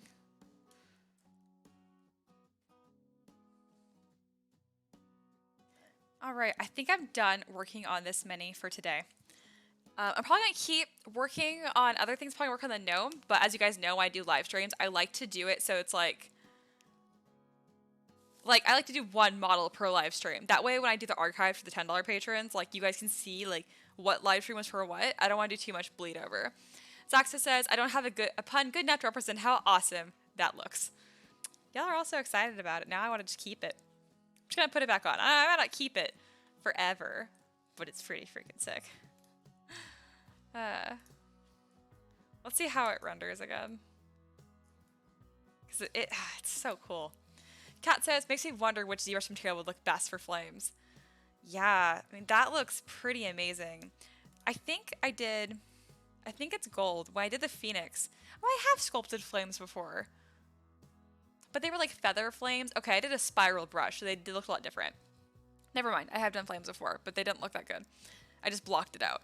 I do like my Phoenix model, I just don't think it looks like fire necessarily. This looks like fire, like for sure. About the shiny. Nah, this doesn't look as good. It looks kind of like wet. I don't know, that's pretty sick. Again, these are all looking pretty like metal. And not like metal as in cool, but like literal metal, because it is. Frank says, if only it came out the printer looking like that. Ugh, right? Zaxa says, you can really tell you're in your element today. Thank you. Yeah, yesterday I did like a no internet day pretty much, and I think it was really good for me to get out of my own head. Again, I've been comparing my art a lot recently, and I think it was really starting to get to me, and I just had to like reset myself because I was being childish, honestly. So I was just like, stop comparing yourself, make your own shit, and that's what I'm doing, and it's fun. Bruce says, damn. Oh, you were making a pun. Well, I took it very literally. I got all deep on that. That's fine. I think this one looks the best, guys. What do you think? Kat says, Mel seems to give it a nice shining glow. Wouldn't have guessed that. Right? I wouldn't have either. Oh my gosh. I'm not even modeling at this point. I'm just having fun with renders. I'm going to make the background cooler. Put a little gradient fun in there. Yeah, I'm done with modeling for today. I'm going to get a cool render on this, put it in the Discord, and then call it good for today. I'm still mad I didn't notice the pun you did, Zaxis, until after the fact. I was like, thanks, you're right. Oh.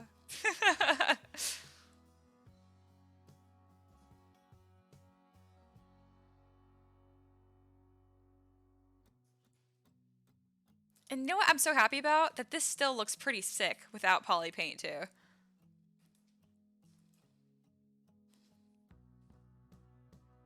I think this is the best one. That looks unbelievable. Zach says, it was a literal pun? Question mark. Yeah. Yeah. It went over my head though.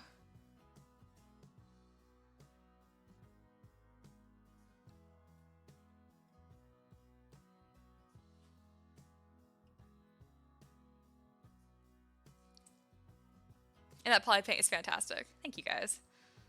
Heck yeah. It's so cool.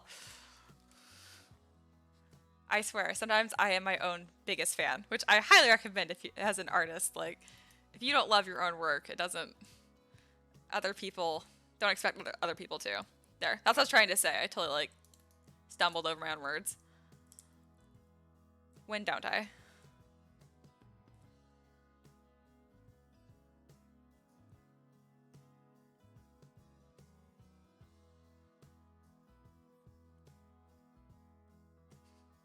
Kat, when a model looks great with chrome material, you know you've done something right. That's so freaking true, man.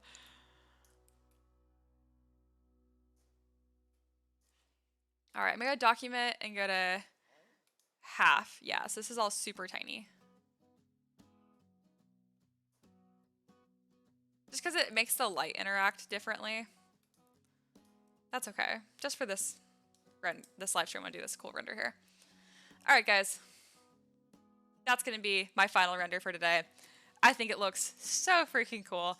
Thanks for joining me on like this journey of like learning how to paint flames and me just trying to gain confidence in that. I definitely did. This was definitely a very, very good experience for me. Y'all have been super fun. I love doing this so much. Excuse me. I'm definitely going to live stream again tomorrow. So for all my patrons, check out the Discord and stuff. I'll be posting there. And then if you were not, no problem. Just if you don't subscribe, I don't think it tells you. So you can do that. But I'm not doing that like, comment, subscribe thing, because that's never going to be me, guys. God. I'm like allergic to the YouTube personality. It's fine for people that are like that and real cheery and happy, but that's not me, man. But I know people, they'll say like, oh, I missed your live stream. Why didn't I know? I'm like, I don't know. You gotta like notify yourself. I'm not gonna like send emails to strangers. Anyway, I'm going on a slight rant there. Kat says, thanks for sharing your evening with us. Have a fantastic night. Yes, that's what I was doing. I was signing off. Anyway, I love you guys. Honestly, this was fantastic. And I'll see you guys tomorrow. So bye.